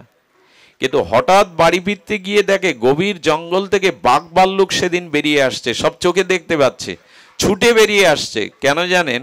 ওই জঙ্গলের গভীরে আগুন লেগে গেছে। আগুন লাগলে হিংস্র প্রাণীরা বাঁচবার জন্য বাইরে বেরিয়ে আসছে, আর তখনই ওটা দৃষ্টি পড়েছে। বলে আমার মন্ত্র, আমার ভক্তির আগুন ওর হৃদয়ে লেগে গেছে। অনন্ত জন্মের যে ওই হিংস্র জন্তুর মতো কামনা বাসনা ছিল, ওগুলো বেরিয়ে যাওয়ার সময় হচ্ছে। এই জন্য বেরিয়ে যেতে গেলে তো দেখা যাবে, কিছুদিন এটা জাগা যাবে, কিন্তু জানবে ক্ষিপ্রম ভবতি, ও খুব দ্রুত সাধু হয়ে যাবে, ও খুব দ্রুত পরিবর্তন হয়ে যাবে। আপাতত তার মধ্যে যা দেখছো এটা থাকবে। ভগবান বললেন যে আমার ভজনে এসেছে সাধু রেব সামন্তব্যং, তাকে সাধু বলে মন্তব্য করবে, সাধু না হলেও মন্তব্য করবে। কিছুদিনের ভিতরে ওর হৃদয়ে আগুন লেগেছে, ওটা চলে যাবে। সুধীবৃন্দ, এই জন্য সাধু সঙ্গের আশ্রয়ে আসুন। আমি গতদিন বলেছিলাম কথাটি, আর একবার পুনরুচ্চারণ করি। কোথায় যেন দেখুন, সজ্জন ব্যক্তি, সাধু ব্যক্তি আর সোনা, কি কি বললাম? সজ্জন, সাধু আর সুবর্ণ সোনা, এরা বারবার যদি ভেঙে যায় তবু এরা পরাজিত হয় না, শেষ হয়ে যায় না, আবার গড়ে জীবন। আর কুমোরের ঘড়া অর্থাৎ কলসি বা ঘট যতই তৈরি হোক, ভেঙে গেলে আর গড়া যায় না। ধ্যান দিয়ে কথাটি শুনুন। একটা 100 টাকার নোটকে যদি আপনি 10 ভাগ ছিঁড়ে ফেলেন, বাজারে চলবে? এটা 1 ভরি সোনা যদি 10 খণ্ড করেন, চলবে কি না? মান কমবে কি? কমবে না। তার মানে বলা হচ্ছে যে একটি নোটকে 10 ভাগ করলেও আগের মতো সেটা চালাতে পারবেন না। আচ্ছা, কুমোর যখন মাটি দিয়ে ঘট বা কলসি তৈরি করে চাকে পুড়িয়ে পোড়ায়, পাকা করে, তখন ওই কলসি ভেঙে গেলে ওর থেকে আর গড়া যাবে তো? কিন্তু সোনার কলসি তৈরি করে যদি সোনার কলসি ভেঙে যায়, গড়া যাবে কিনা? তেমন সজ্জন যারা, সাধু যারা, এরা বারবার পিছিয়ে পড়লে, বারবার ভেঙে পড়লেও ভগবত কৃপায় একদিন দাঁড়িয়ে যায়, গড়ে যায়। কিন্তু যারা দুর্জন অসাধু ব্যক্তি, তারা কুমোরের ঘড়ার মতো। একবার ওই কলসি পাকে যদি আপনি পাকা করেন, তখন ভেঙে গেলে ওর থেকে আর গড়তে পারবেন না। এই জন্য দুর্যোধন যারা, তারা কখনো গড়ে না, আর যুধিষ্ঠিররা কখনো পিছিয়ে পড়লেও ভাঙে না। এই জন্য জীবনে সংকল্প করুন যে সৎসঙ্গ ছাড়া আমি অসৎসঙ্গে যাব না, এটা সংকল্প করুন। কারণ ওখানে পড়লে অনন্ত জন্ম পিছিয়ে যেতে হবে। আগেই বলেছি, আগুনে পুড়ে মরলে দেহ নষ্ট হয়, আত্মার ক্ষতি হয় না। কিন্তু অসৎসঙ্গে গেলে আত্মা 84 লক্ষ জনিতে তার নিচে নেমে যেতে হয়, অধঃপতিত হতে হয়। এই কথাগুলি বারবার শোনানো হচ্ছে যে সজ্জন ব্যক্তি পড়ে গেলেও শেষ হয়ে যায় না, উঠে দাঁড়ায়। সোনা বারবার ভাঙলেও, সোনার কলসি ভাঙলে আবার তাকে রূপ দেওয়া যায়, কিন্তু মাটির কলসি চাকে পুড়িয়ে ভাঙলে আর তাকে রূপ দেওয়া। দুর্যোধন এই জন্য গড়ে না। দয়া করে অসৎসঙ্গ ত্যাগ করুন। যে দৃশ্য দেখলে, যার কাছে গেলে, যার সঙ্গ করলে মনের ভিতরে কাম, কামনা, ভোগ, স্পৃহা জেগে ওঠে, আপাতত বিরতি দিন, নাহলে রক্ষা নাই। সুধীবৃন্দ, এই জন্য শাস্ত্রে বারবার বলেছেন সৎসঙ্গ করলে আপনার বিবেক জাগবে, আর সৎসঙ্গে ছাড়া বিবেক জাগলে বিচার আসবে, বিচার আর বিবেক যদি না জাগে তবে সব শেষ। আমার একটা ঘটনা মনে পড়ল, এক পণ্ডিত ছিলেন, অনেক শাস্ত্র জানেন, তার বাড়ির সামনে এক পতিতা এসে ওইখানে তার ক্রিয়াকলাপ চালিয়ে যাচ্ছে, খরিদ্দার আসে, মদ খায়, পতিতাদের যে অসামাজিক কার্যকলাপ ওখানে চলে, গান বাজনা। পণ্ডিত একদিন রাত্রে একাকী পতিতার কাছে গিয়ে বললেন, তোমার পাপের ভয় নেই, নরকের ভয় নেই? আরে পচে গেলে পোকা হবে এই দেহ, দেহ পুজিবিনি। ভগবান বলেছেন এসব অতঃসঙ্গ অসৎসঙ্গ ত্যাগ করে সৎপথে ফিরে এসো। পণ্ডিতের কথাগুলো বর্ষির মতো হৃদয়ে আটকে গেল। হঠাৎ করেই তো পুরনো অভ্যাস ত্যাগ করতে পারে না, কিন্তু ওর মন, ওর চিন্তা ওই পণ্ডিতের কথায় আটকে গেল। আর পণ্ডিত কি করলো জানেন? সাধুর ওই দরবারে গিয়ে ওকে দেখেছে, ওকে ওই খরিদ্দার পাতি দেখেছে, ও প্রতিদিন সকাল সন্ধ্যা চেয়েছে দেখে কারা এলো কারা গেল, পতিতা সেজে দাঁড়িয়ে আছে কিনা। ধীরে ধীরে পণ্ডিতের ভাবনার মধ্যে চলে এসছে পতিতার চিন্তা, পতিতা বাড়ির চিন্তা, আর পতিতার মনের মধ্যে ধীরে ধীরে বিচার এসেছে ওনার ওই উপদেশগুলো, ওনার ওই কথাগুলো। কিছুদিন বাদে ঘটনাক্রমে পণ্ডিতের যখন আয়ু শেষ হয়েছে তখন জমদূত এসে হাজির। উনি তো জ্ঞানী পণ্ডিত, বললেন আমি তো জমালয়ে যাব না, এমন কাজ তো করিনি। বললেন জমালয়ে তোমাকে যেতে হবে, সারা জীবন তুমি পণ্ডিত হলে কি হবে? এই সময় তোমার মনের মধ্যে ভাবনা চলছে ওই পতিতার, বিচার চলছে ওই পতিতার, কারণ তুমি রাত দিন শুধু ওই ভাবছো। মানুষ মৃত্যুর সময় যে চিন্তা যে বিচার করে তার গতি তাই হয়।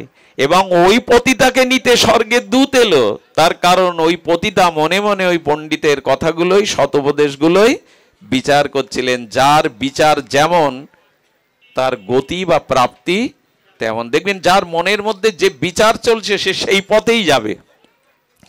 সাধু সঙ্গ না করলে আপনার বিচার শুদ্ধ হবে না।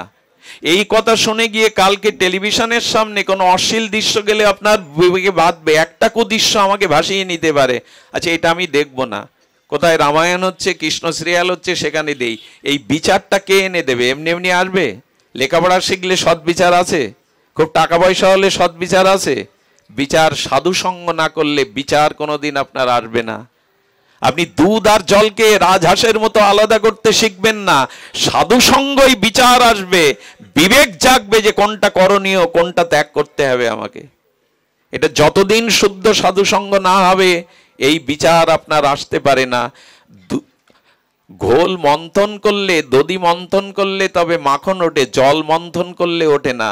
তেমন অন্য কিছুর দ্বারা আপনার শুদ্ধ বিবেক জাগবে না, সাধু সঙ্গ করলেই বিবেক জাগবে। আরো দুটি কথা বারবার বলতে ইচ্ছা করে, বারবার বলি। দেখুন এই বিচার বিবেক না থাকলে ভজন পথে এসেও আমরা এগোতে, আপনার যদি সঠিক বিচার না থাকে, সঠিক সুবুদ্ধি না থাকে, এই ভজন পথে এসে শুনেছেন অনেকের পতন হয়েছে। ছিল বাবাজি, এখন সংসারী হয়ে গেছে, আশ্রমের টাকা মেরে দিয়ে আর একটা বিয়ে করে এখন সংসার। শোনেন না সাধু সমাজের পতন? তাহলে এই পথে এলো, সদ্গুরুদেব পেল, রাঙা কাপড় পরলো, তারপরেও পতন হলো কেন? এত কিছু জানার পরে, এত কিছু বোঝার পরে এতকাল আশ্রমে মঠে থেকেও পতন হয় কেন? এর কারণ তার বিচার প্রকৃত শুদ্ধ হয়নি। বিচার শুদ্ধ না করে যদি ভগবত পথে আসেন, কামনা বাসনা পদ প্রতিষ্ঠা অর্থের লালসায় আসেন, পরিণাম কি হবে শুনুন। আমি বৃন্দাবনের এক আচার্যের মুখে শুনে স্তম্ভিত হয়ে গেছিলাম। কি অপরূপ সিদ্ধান্ত, আপনারাও শুনুন, আনন্দ পাবেন। এক গ্রামে দুইজন ধনী। এখন এক গ্রামে যদি দুইজন পাশাপাশি ধনী থাকে তবে এই অহংকারী ধনীদের মধ্যে কি হয় জানেন? প্রতিযোগিতা নেমে যায়, কে কাকে পেছনে ফেলে এগিয়ে যাবে। ভক্ত না হলে দুইজন ধনীর এইরকম দশা হয়। কিরকম জানেন? একজন যায় দার্জিলিংয়ে, আর একজন যায় কোথায় জানেন? কাশ্মীরে। এই দেখ তুই ভালো জায়গায় যাসনি, আমিও গেছি, পোস্ট দিয়ে দেয় মোবাইলে, আমিও ভালো জায়গায় গেছি। একজন 20 লাখ টাকার কার কিনলে ও 25 লাখ টাকার কেনে, দেখাতে হবে তো ওর থেকে আমি বড়। এই করতে করতে অহংকার এত বৃদ্ধি পেয়েছে, কেউ কারোর পেছনে ফেলতে না পেরে ওদের ভিতর হিংসার আগুন চলছে, রাত দিন প্রতিযোগিতা নেমে গেছে। এলো শিবরাত্রি। কোন রাত্রি? শুনেছে এই রাত্রে কঠোর উপবাস করে শিব ঠাকুরকে ডাকলে শিব ঠাকুর সন্তুষ্ট হয়ে বর দিয়ে দেয়, আর শিবের বরে আমি ওকে পেছনে ফেলবো।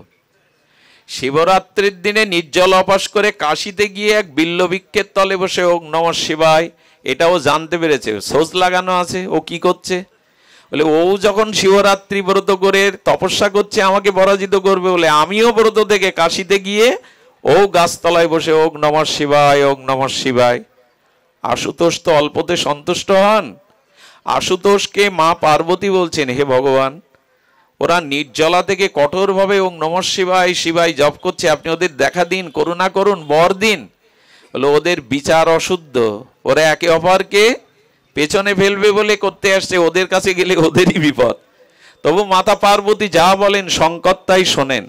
শঙ্করকে তখন বলছে, তোমার কথাই যাচ্ছি, তবে ওদের কি হবে আমি বলতে পারি না, আমি মঙ্গলময়, কিন্তু ওদের যা বিচার তাতে আমি মঙ্গল করতে পারবো কিনা জানি না। প্রথমে এসেছে বিষ্ণুরামের কাছে, বিষ্ণুরাম তাকিয়ে দেখো তোমার ইষ্ট তোমার সম্মুখে।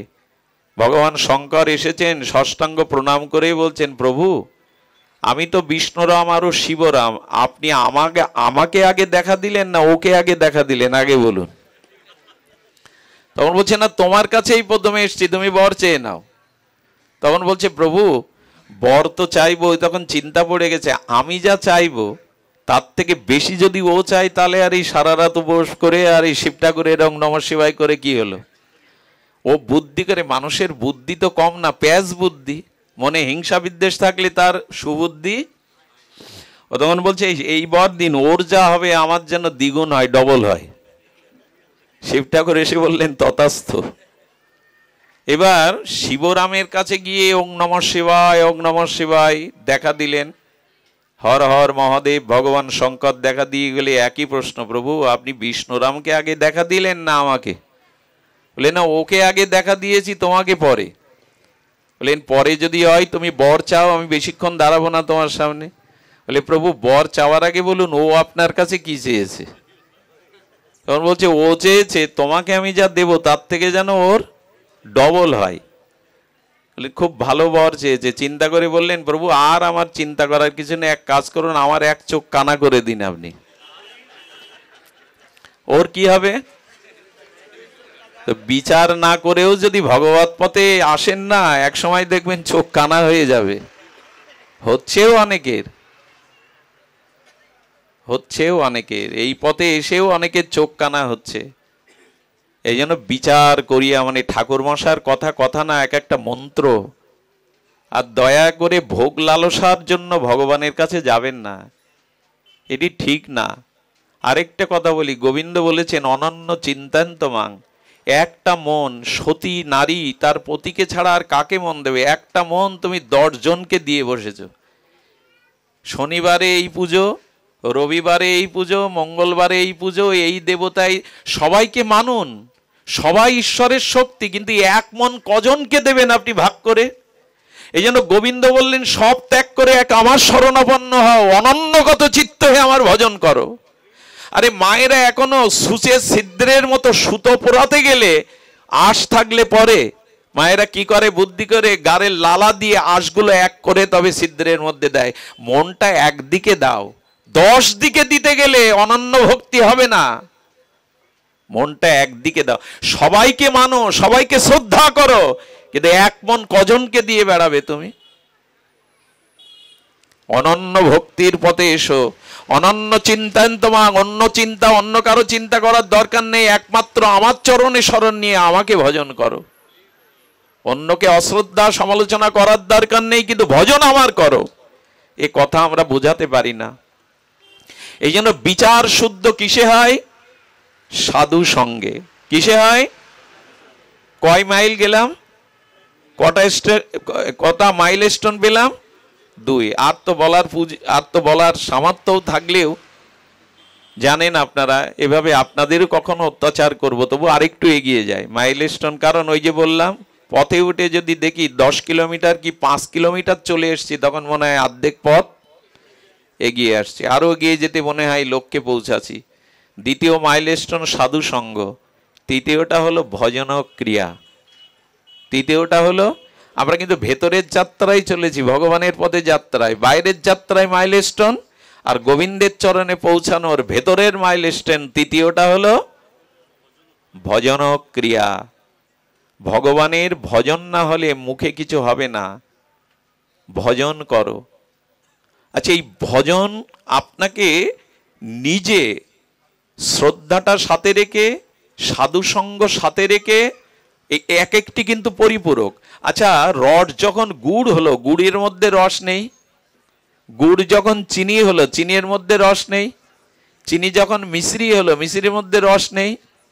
আচ্ছা, দুধ যখন দই হলো, তখন দুগ্ধের কিছু ক্রিয়া, গুণ ওর মধ্যে থাকবে না? থাকবে। ঘি পর্যন্ত গেলেও দুধের ক্রিয়া ওর মধ্যে থাকবে। এর এক একটা মাইলস্টোন, এক একটা সিঁড়ি কিন্তু পেছনটাকে সাথে নিয়েই। প্রথমে শ্রদ্ধা এলো, শ্রদ্ধায় সাধুসঙ্গের কাছে নিয়ে গেল, সাধুসঙ্গ থেকে শ্রদ্ধা শাস্ত্রীয় হলো, শাস্ত্রীয় শ্রদ্ধা এলো, তখন ভজন না করে আর পারবেন না। কারণ শাস্ত্রীয় শ্রদ্ধা এলেই ভজন আপনাকে করতেই হবে। সাধুসঙ্গ করলে যখন আপনার মধ্যে বিচার এলো, তখন ভজন করতে হবে। কেন জানেন? যখন এই বুদ্ধি এসে গেল, সংসারের আর যা কিছু করছি এটা সার নয়, ভগবানের ভজনটাই হলো সার। এইটা সাধুসঙ্গে এই বুদ্ধি আসে। একবার এই বুদ্ধি এলে তখন ভজন না করে আপনি থাকতে। আচ্ছা, তৃষ্ণা লেগেছে, কাউকে খোসামত করতে হয়, জল খাও। একটু কথা বলুন। যার গভীর তৃষ্ণা লেগেছে তাকে প্রেরণা দিতে হয়, ঢেলতে হয়, জলের কাছে যাও। তো যখন বুঝতে পারলেন সংসার অসার, সংসারে সার নেই, তখন আপনি ভজনে চলে যাবেন। কিন্তু সহজে বিচার না আসলে হয় না। একটা ঘটনা মনে পড়ে, দিল্লিতে এক পাঠক পাঠ করছেন আচার্য। দিল্লির এক শিল্পপতির ছেলে, একমাত্র ছেলে, অডেল ধনসম্পত্তি, বিয়ে করেছে মাত্র 7 দিন। আর 7 দিন বিয়ে করলে যুবতী সুন্দরী স্ত্রীর প্রতি তার প্রবল মোহ। পাঠে শুনেছেন এ জগতে ভগবান ছাড়া, রাধারানী ছাড়া কেউ কারোর মনের মতো হতে পারে না, কেউ কারোর নয়। জগতে স্বার্থের জন্য আমার করে, কিন্তু প্রকৃত অর্থে কেউ কারো ব্যথা নিতে পারে না। এই প্রকৃত অর্থে জগৎ সংসারে ভগবান ছাড়া তোমার কেউ আপন নেই। এই কথা শুনে ওর বিশ্বাস হচ্ছে না। কারণ বড় লোক তো, ধনী তো, সবাই ঘিরে থাকে পাশে, আমার করে, সেবা যত্ন করে। আর স্ত্রী তো আবেগে বলে দিয়েছে, যতদিন নিঃশ্বাস প্রশ্বাস ততদিন আমি তোমার সাথে আছি, জন্ম জন্মান্তরে এই গিট খুলবো না। যা হয় আর কি, নাটকের সংলাপ, আমি তোমার তুমি আমার, এই করে বাঁধনে ফেলেছে। পাঠের পরে বলছেন, বাবাজি সব কথা মেনে নেওয়া যায় না। আমার পরিবারে আমি যা ভালোবাসা পাই, আমার স্ত্রী আমাকে যেভাবে 16 আনা মন দিয়েছে, আপনার এই কথা খাটে না, কেউ কারো নাই, ভগবান একমাত্র আমার আপন। বাবাজি বললেন, তোমার ঠিকানাটা দিয়ে যাও, আমি কালকে তোমার ওখানে যাব, কিন্তু তোমার কে কত আপন, কে কত ভালোবাসে আমি নিজে গিয়ে তোমার বাড়িতে প্রমাণ করে আসবো, তোমার বুকে হাত দিয়ে। কিন্তু আমার কথা শুনতে হবে। বললো কি? বলে কালকে সকালে, দুপুরে পারো, বিকালে পারো, সব আত্মীয় স্বজন, নিকট আত্মীয় যারা তোমাকে খুব ভালোবাসে, বাবা মা স্ত্রী শালা সম্বন্ধী কুটুমকে একটা নিমন্ত্রণ করো, করে বিকেলে 1 কাপ চা খেতে চাইবে স্ত্রীর হাতে। ওই চাটা খাওয়ার পরে বুকে একটা ভীষণ যন্ত্রণা অনুভব করে ছটপট করতে থাকবে, ভয় নেই, আমি ওখানে উপস্থিত হব। উনি করেছেন কি, সাধুর কথাকে বিশ্বাস করাবার জন্য, যুক্তিতর্ক পরীক্ষা নিরীক্ষা করার জন্য ঠিক ওই দৃশ্য করে স্ত্রীকে, পিতামাতাকে, ভাই ভগ্নদের, বন্ধু বান্ধব, কুটুম্ব আত্মীয়কে ডেকে সবাইকে একটু খাবার দিয়ে, চা যোগ দিয়ে বললেন, আমাকে 1 কাপ চা করে দাও। প্রেয়সী সুন্দরী চা দেওয়ার সাথে সাথে মনে পড়েছে, বুকের বাম পাশে চেপে ধরে উনি ছটপট করতে শুরু করেছেন। যেই ছটপট করছেন, চোখ টোক একেবারে উদ্যোগামী হয়ে, যখন মুমূর্ষ রোগী যেমন করে, তাড়াতাড়ি ডাক্তার, হাসপাতাল, এই করতে করতেই বাবাজি মহারাজের উপস্থিত আগেই বলা ছিল। এখন জানেন উনি প্রসিদ্ধ কথাবাচক সন্ত সাধু, বাবার চরণে পড়েছে, বাবা ডাক্তারের কাছে নিয়ে যেতে হবে, ওর যা দুর্দশা, কৃপা করে ওকে আপনি কৃপা করে বাঁচিয়ে দিন। বলে একটু শান্ত হও, আমি দেখছি। যেই বুকে হাত দিয়েছেন, ওনার যোগক্রিয়া মার্গে ওনার নিঃশ্বাস বন্ধ হয়ে, যোগের দ্বারা, সমাধি যোগে যেমন মানুষ প্রাণ থাকে হরিদাসের মতো দেহ ছেড়ে যায়, যোগক্রিয়ার দ্বারা কিছুক্ষণের জন্য ওর শরীরটাকে অবাস, নিঃশ্বাস প্রশ্বাস বন্ধ করে দিয়েছেন। সাধুর এই ক্ষমতা আছে, উনি যোগক্রিয়ার দ্বারা করেছেন। অথচ বাইরে কে কি কথা বলছে সব ওই সাধুর শক্তিতে, যোগের শক্তিতেও শুনতে পাচ্ছে, অথচ নড়াচড়া স্পন্দন। বাবাজি মহারাজ একটু নাটক করে অভিনয় করে বললেন সব শেষ, আর ডাক্তার আর হাসপাতাল আর আপনাদের কারো কাছে যেতে হবে না, ওর আয়ু এ পর্যন্তই ছিল, মেনে নেওয়া ছাড়া উপায় নেই, এখন শ্মশান যাত্রার ব্যবস্থা করা, ওকে অন্ত্যেষ্টিক্রিয়ায় শ্মশানে নিয়ে যেতে হবে। দৃশ্য যেটা হয়, এভাবে হঠাৎ মারা যাওয়ায় তার স্ত্রী, তার পিতামাতা, আত্মীয় স্বজন যখন কাঁদছে, তখন বললেন সব দোষ আপনার। সাধু ঘরে ঢুকলো আর আমার ছেলে মারা গেল বুকে হাত দিয়ে, আপনাকে এর একটা উপায় করতে হবে, আপনাকে ছাড়বো না। সাধু ঘরে ঢুকলে কি অমঙ্গল হয়? ছেলে মারা যায়। এখন এই করে যখন ওনাকে বলছে, উনি তো এই নাটকই রচনা করছেন, বোঝাচ্ছেন যে জগতে কে কার। আপনারাও আমরাও বুঝি, আমরা তো খুব বুঝে বসে আছি, আমরাও বুঝি এই মায়ার সংসারের জন্য তো ভগবানই ভজন করা হলো না। কথা দিয়ে এসেছিলাম কৃষ্ণ ভজিবার তরে সংসারে আইনু, এখন বউ ভজিবার তরে, টাকা ভজিবার তরে, সম্মান ভজিবার তরে সংসারে রইনু। এই হয়েছে অবস্থা। বাড়ি গাড়ির জন্যই সংসার। ভগবান কোথায়? আর সে ভজনের সময় কই? ভোজনের সময় আছে 3 বেলা, 1 বেলা ভগবানের ভজনের সময় নেই। এখন তো বুঝতে হবে। সাধু তখন বলছেন আমাকে দোষারোপ করছেন, আমার ঢোকাতে বুকে হাত দিয়ে মারা গেল, তবে আমি একটা চেষ্টা করতে পারি, সারা জীবন ভজন সাধন করে যা করেছি, একটা চেষ্টা উপায় আমি করতে পারি। তখন ওদের কান্না থেমে গেছে। বলেন উপায় দয়া করে করুন, আপনাকে সারা জীবন আমরা ঠাকুর বানিয়ে দেবতা বানিয়ে রাখবো। বলেন উপায় একটা আছে, 1 গ্লাস জল আনো। চারিদিকে রহস্য থমথমে। সাধু যদি বাঁচাতে পারে, সাধুর তো এই ক্রিয়া হয়তো পারেন ভজন শক্তি দ্বারা।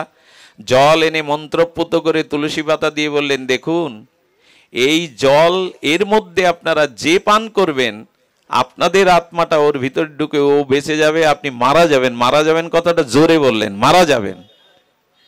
10 মিনিটের মধ্যে আত্মীয় স্বজন যারা এসেছিল চা যোগ করতে, ওরা কেটে পড়েছে।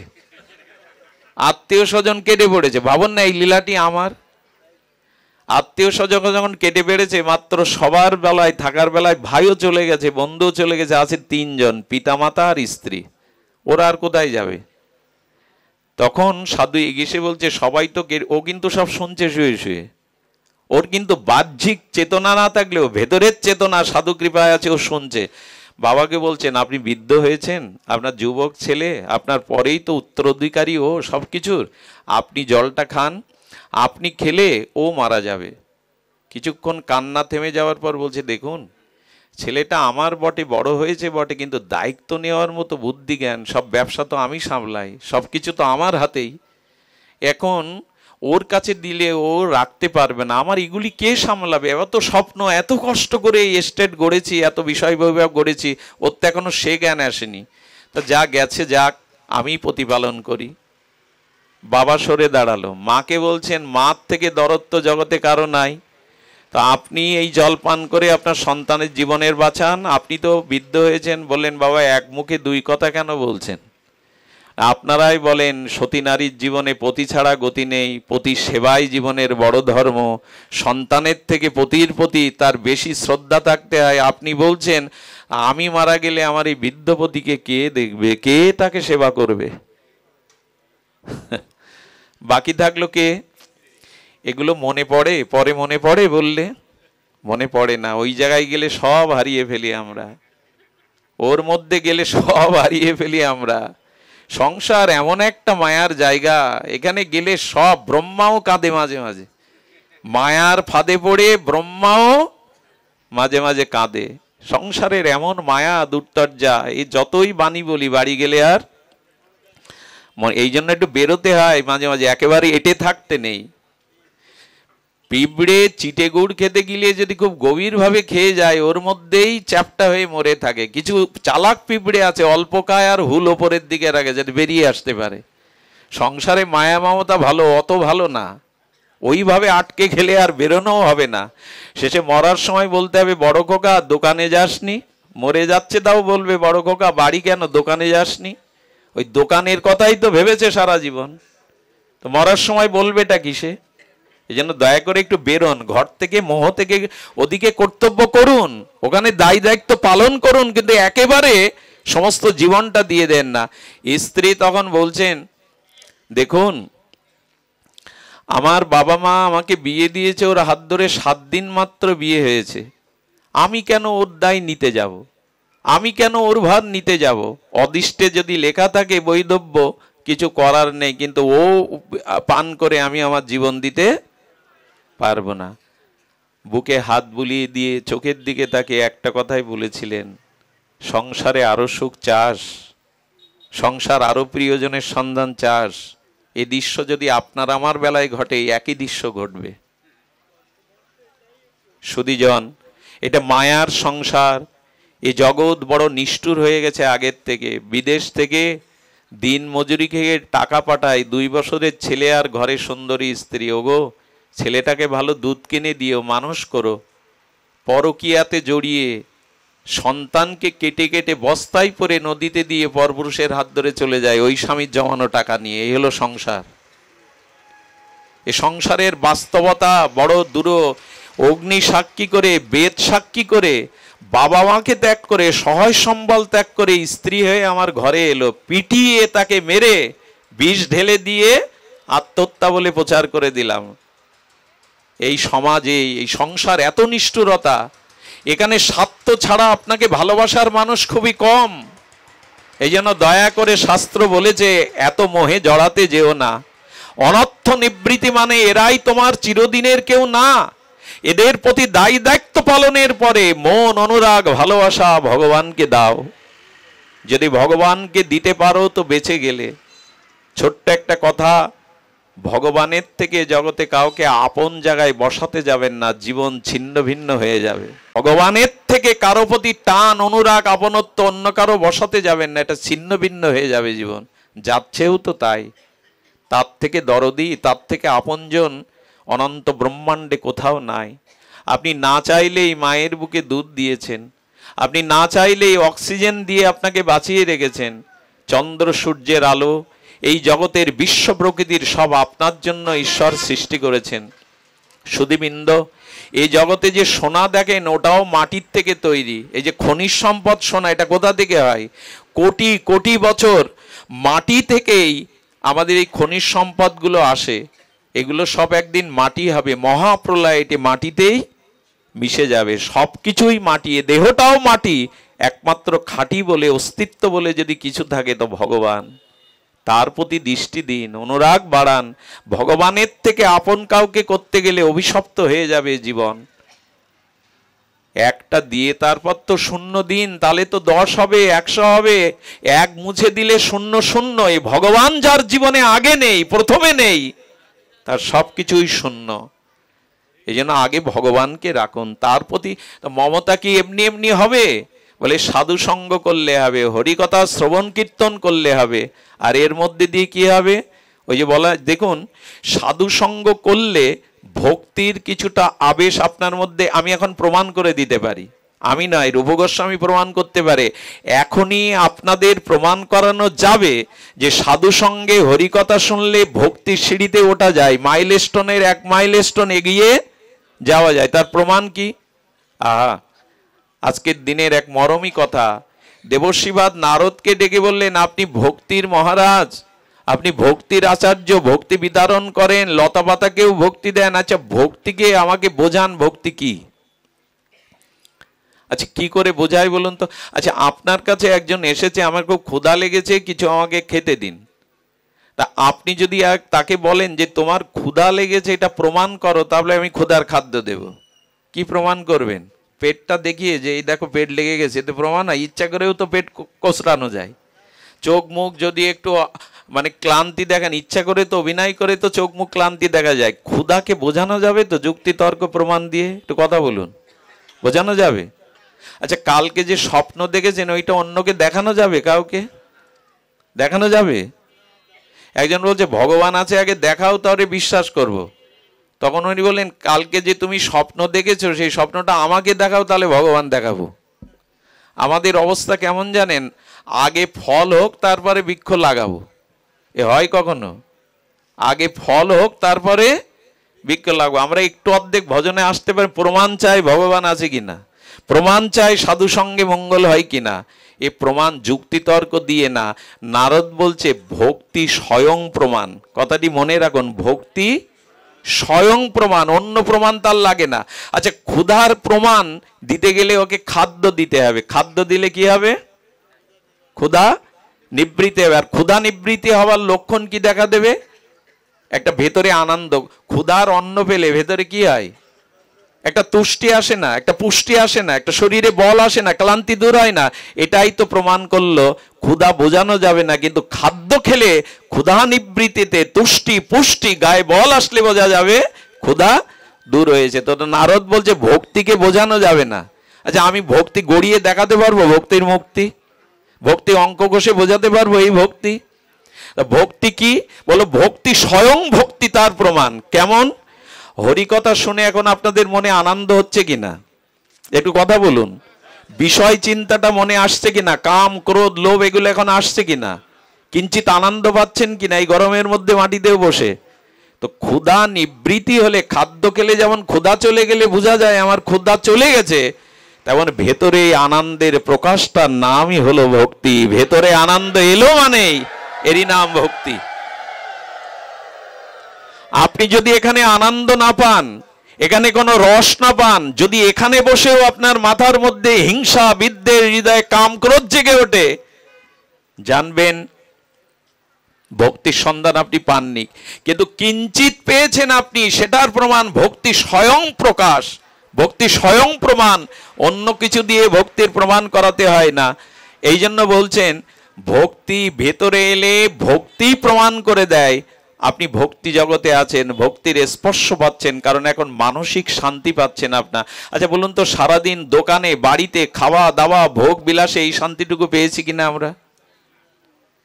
পাইনি। আমি জোর করে চাপিয়ে দিচ্ছি না তো আপনাদের উপরে। স্বীকার করুন, তাই স্বীকার করতে হবে এরকম না, অনুভব করুন। আমার মতে ধর্মটা অনুভূতির, বাক্যের না, অঙ্গভঙ্গিমার না, নাচা গাওয়ার না। ধর্মটা হলো অনুভূতির। এই অনুভূতিতে আনুন যে 2 বছর সঙ্গ করে আপনার কিছুটা হলেও মন নিয়ন্ত্রণ হয়েছে কিনা। যদি হয় জানবেন ভক্তি ক্রিয়া করছে আপনার মধ্যে। যদি আনন্দ পান, অর্থাৎ আনন্দই হলো ভক্তির প্রকাশ। নির্মল শুদ্ধ আনন্দই হলো হৃদয়ের উৎসারিত স্বতঃস্ফূর্ত আনন্দই হলো আপনার জীবনে ভক্তি এসেছে, আপনার জীবনে ভক্তি প্রবেশ করেছে। আর এই ভক্তি ধীরে ধীরে আপনাকে 8 মাইলস্টোনে নিয়ে যাবে। আর একদিন বলবো নিষ্ঠা রুচির কথা। তবে 8-এ গিয়ে বিশ্রাম করি এই জন্য আপনাদের একটু সেই লক্ষ্যে পৌঁছাবার গোড়াগড়িতে চলে যায়, যাতে আবারও মহাপ্রভুকে হলে যেতে পারি। ভক্তির পূর্বে সপ্তম লক্ষণটা হলো ভাব। সপ্তম স্টোনটা কি? মাইলস্টোন। সপ্তম সিঁড়িটা হলো ভাব। আজকের দিনে এটি বলেই পাঠ বিশ্রাম, ভাব চাই। ভক্তির আগের দশা হলো ভাব। ভাব কি করে বোঝাবো? সূর্য উদয় হয়নি, কিন্তু পূর্ব দিগন্তটা ফর্সা হয়েছে। কেন? সূর্য উঠুক, তারপরে আধার দূর হোক। সূর্য এখনো উদয় হয়নি, পূর্ব দিগন্তে 1 ঘন্টা 36 মিনিট আগে ব্রাহ্ম মুহূর্তে ফর্সা হলো কেন? বললো সূর্য এখনো উঠেনি, উঠবে উঠবে করছে, তাতেই পূর্ব দিগন্তের আধার কেটে গেছে। ভক্তি প্রেম আসার আগে যে অবস্থাটা, এরই নাম হলো ভাব। ভক্তি আসার পূর্বে যে লক্ষণ, তার নাম হলো ভাব। আর এই ভাব না হলে স্বভাব সংশোধন হবে না, ভাব না হলে ভক্তি আসবে না। আমের মুকুল হলো না তো আম পাবো কোথায়? আম পাবো কিসে? ফুল হলো না তো ফল হবে কিসে? তো ফলটা যেমন ভক্তি, ফুলটা হলো ভাব। ভাবটা কেমন এটি বলেই পাঠ বিশ্রাম করছে। এটা সপ্তম স্তর। এগুলো না জানলে আমরা ওই যে বললাম লক্ষ্যে পৌঁছাতে পারবো না।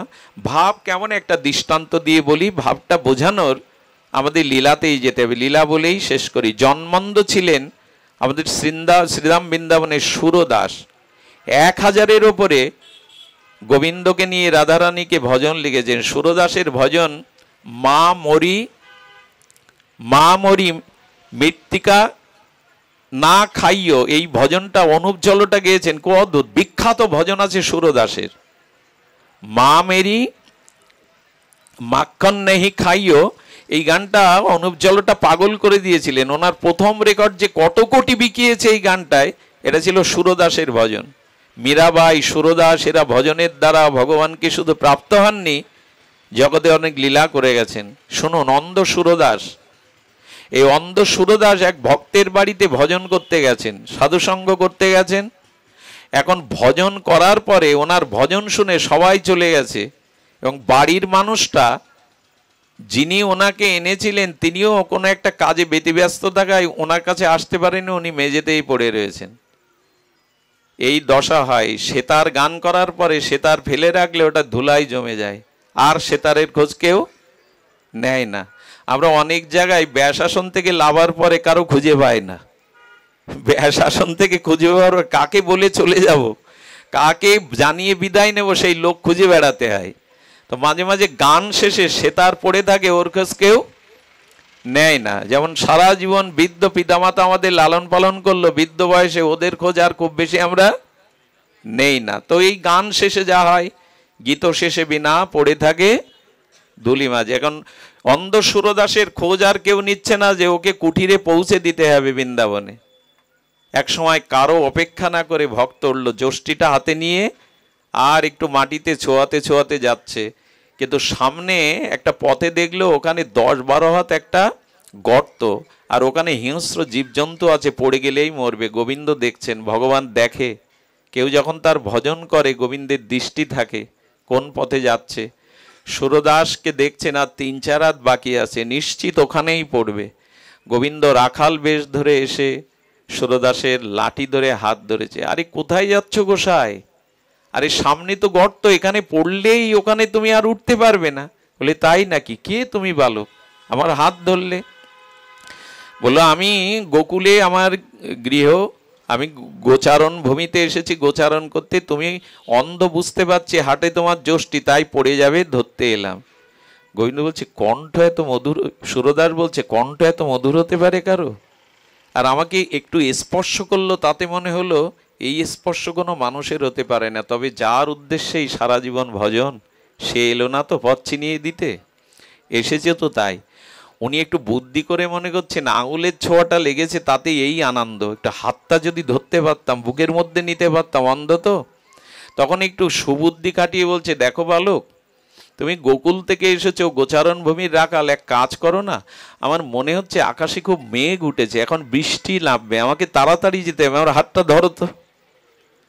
গোবিন্দ দূর সরে গিয়ে বলছে চালাকি হচ্ছে না? আমার হাত ধরবে, বুকে জড়িয়ে ধরবে, খুব পরশ পাবে, আমি তোমাকে ধরা দেব না এত সহজে। ওনার এই কথায় হাসি দেখে সুরদাসও হাসতে শুরু করেছেন, আর ভক্তের মুখের নির্মল হাসিতে বলছেন এ কথায় হাসির কি হলো? তোমাকে দেখা দিলাম না, হাত ছাড়িয়ে ফাঁকি দিলাম, চালাকি করলাম, এতে তোমার হাসি এলো কেন? বলে কেন জানো? তোমার বুদ্ধি কম। মনে মনে ভাবছেন ভগবান ঠিকই বলছে তুমি, তোমার বুদ্ধি কম, তুমি সরল। আসলে তুমি জেতনি, আমি জিতেছি। তুমি হেরেছো আমার কাছে, আমি জিতেছি। কেন জানো? শোনো, আমি বয়োবৃদ্ধ, অন্ধ, আমার হাত ছাড়িয়ে নিতে পারো, তুমি কিশোর, তোমার অল্প বয়স, এই ক্ষমতা এই শক্তি তোমার আছে। হেরেছো কোথায় জানো? হাত থেকে ছাড়িয়ে দূরে যেতে পারো, কিন্তু আমার হৃদয় থেকে চলে যাওয়ার ক্ষমতা তোমার নেই।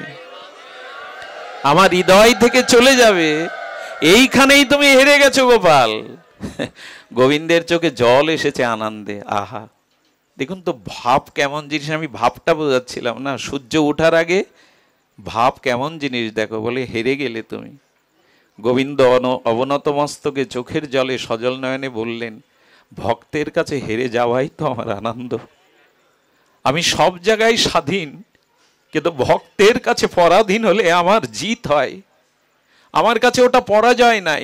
ছোট শিশু যেমন মা তার কাছে হেরে গেলে, ছোট শিশু মার কাছে কুস্তি করছে, মা ইচ্ছা করে হেরে পড়ে গেল, সন্তান বলছে আমি জিতে গেছি, মা হেরে গেছে, এটা মায়ের কি পরাজয়?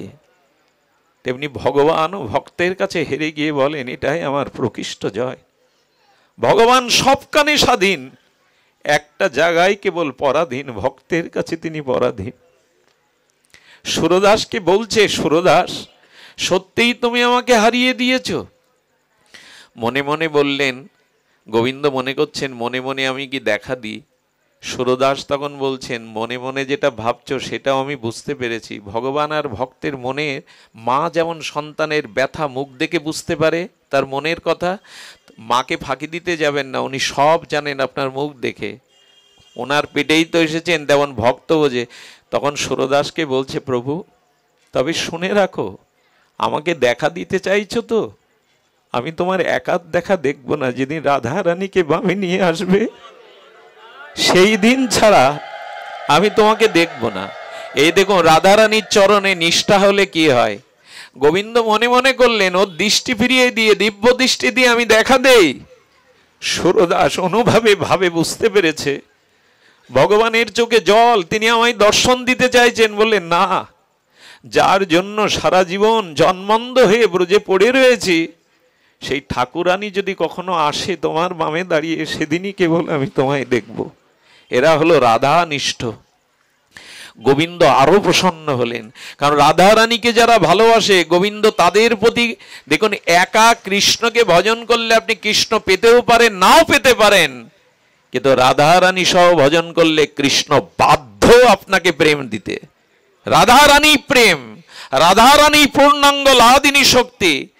কান টানলে তো মাথা আসবে। এক বাবাজি মহারাজ বৃন্দাবনে যেতে গিয়ে, বৃন্দাবন তো কাটার দেশ, ওখানে বাবলা কাটা, কত কাটা, জটা বাবার জটা বেঁধে গেছে সেই কাটাতে। যেই বেঁধে গেছে, বাবার ভক্তরা বলছে বাবা বেঁধে গেছে ছাড়িয়ে দি।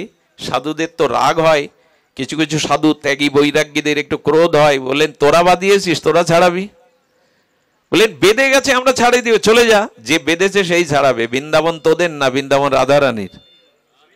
আচ্ছা সারাদিন ওই জটা বেঁধে গেছে, সারাদিন দাঁড়িয়ে থাকলো না খেয়ে না দে। বাবাজিকে অনেকেই চেনেন বৃন্দাবনের, সবাই এসে বলছে বাবা একটু কৃপা করুন আমরা ছাড়িয়ে দিই। আপনি এক পায়ে দাঁড়িয়ে আছেন সারাদিন, বাদি গেছি তো তোমরা ছাড়াবে? যে বাদিয়েছে সে ছাড়াবে, ওই রাধারানীর চরণই ছাড়া তোরা বোঝে না। গোবিন্দ সন্ধ্যার একটু আগে চিন্তা করলেন, ব্রজে এইভাবে পায়ে দাঁড়িয়ে না খেয়ে না দে। গোবিন্দ বালকের বেশে এসে বলছেন বাবা আমি ছাড়িয়ে দিই। কে তুমি? বলে বিশ্বাস করো আর না করো আমি কৃষ্ণ, আমি গোপাল লালা। আমার বলি তোমার পিতামাতার নাম কি? অনেকের তো কৃষ্ণ নাম হতে পারে। বললো নন্দ যশোদা ও নন্দ বাবা। বললেন আমার বিশ্বাস হয় না। সত্যিই কি বিশ্বাস হয় না? কৃষ্ণকে দেখলে এদের ভুল হয়? চাইছে কাকে বলুন তো? কৃষ্ণকে কাকে চাইছে? রাধারানী।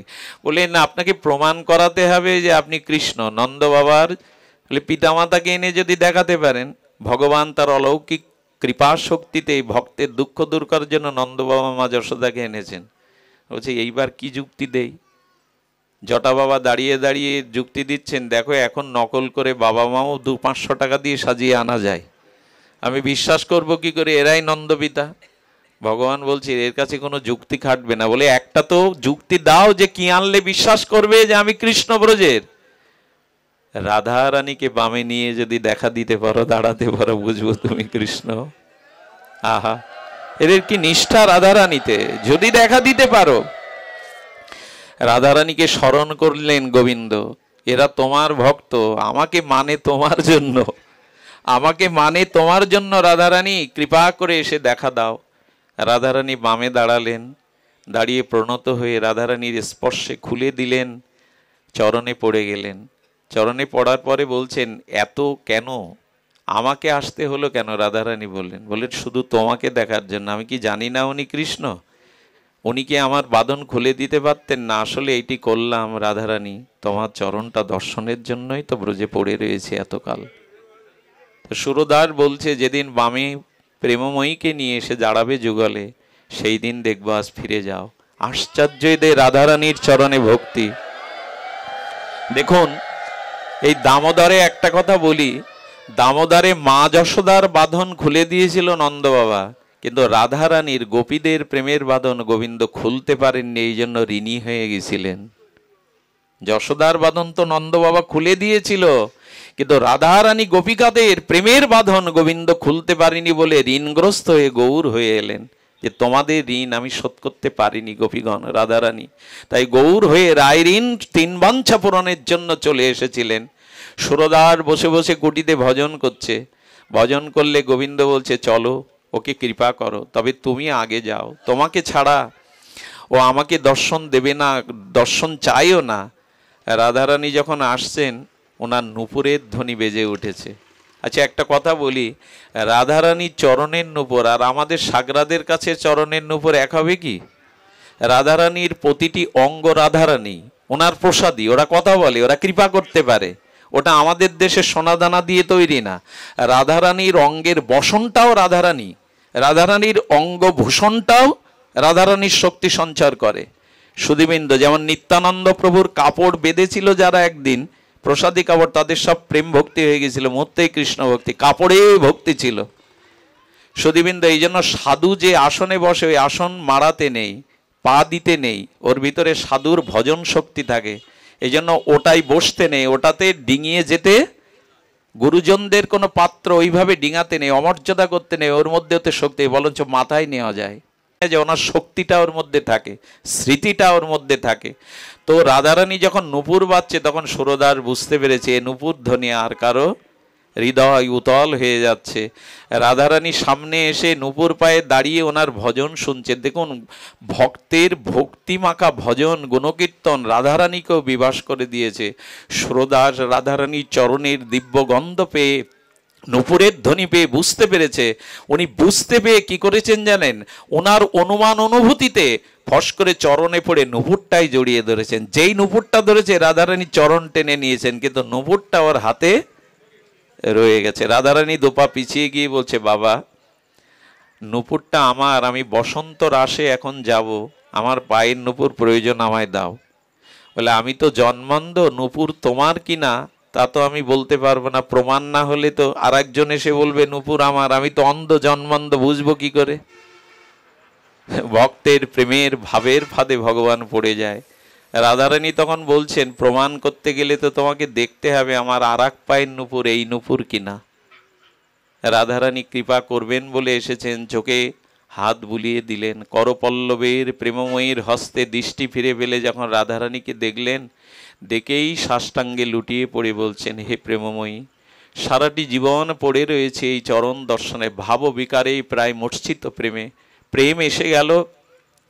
রাধারানী বলছেন, একটা বর চাও সুরদাস, সারাটা জীবন ভজন করেছ, একটা বর চাও। বলেন, প্রেমময়ী, হে করুণাময়ী, যদি বর দিতে চান এই বর দিন, আমাকে আগের মতো আবার অন্ধ করে দিন। রাধার এগুলো হলো ভাব। এই জগতের পুঁজিটাই হলো ভাব। ভাব না হলে ভক্তি হবে না, ভাব চাই। বললেন, লোক চোখ ফিরে পায়, আর আমাকে এই নয়নে দেখে আবার অন্ধ হতে চাইছো কেন সুরদাস? এই রূপ দেখার জন্য যোগীরা মনীষীরা যুগ যুগান্তর তপস্যা করেও আমার একটা অঙ্গ দেখতে পাই না, তুমি আমাকে যুগল দর্শন করে আবার অন্ধ হতে চাইছো? বলে, কেন জানো? সারা জীবন এই চোখে তো অন্য কিছু দেখিনি, জীবনের প্রথম দৃষ্টিতে যুগল দেখলাম।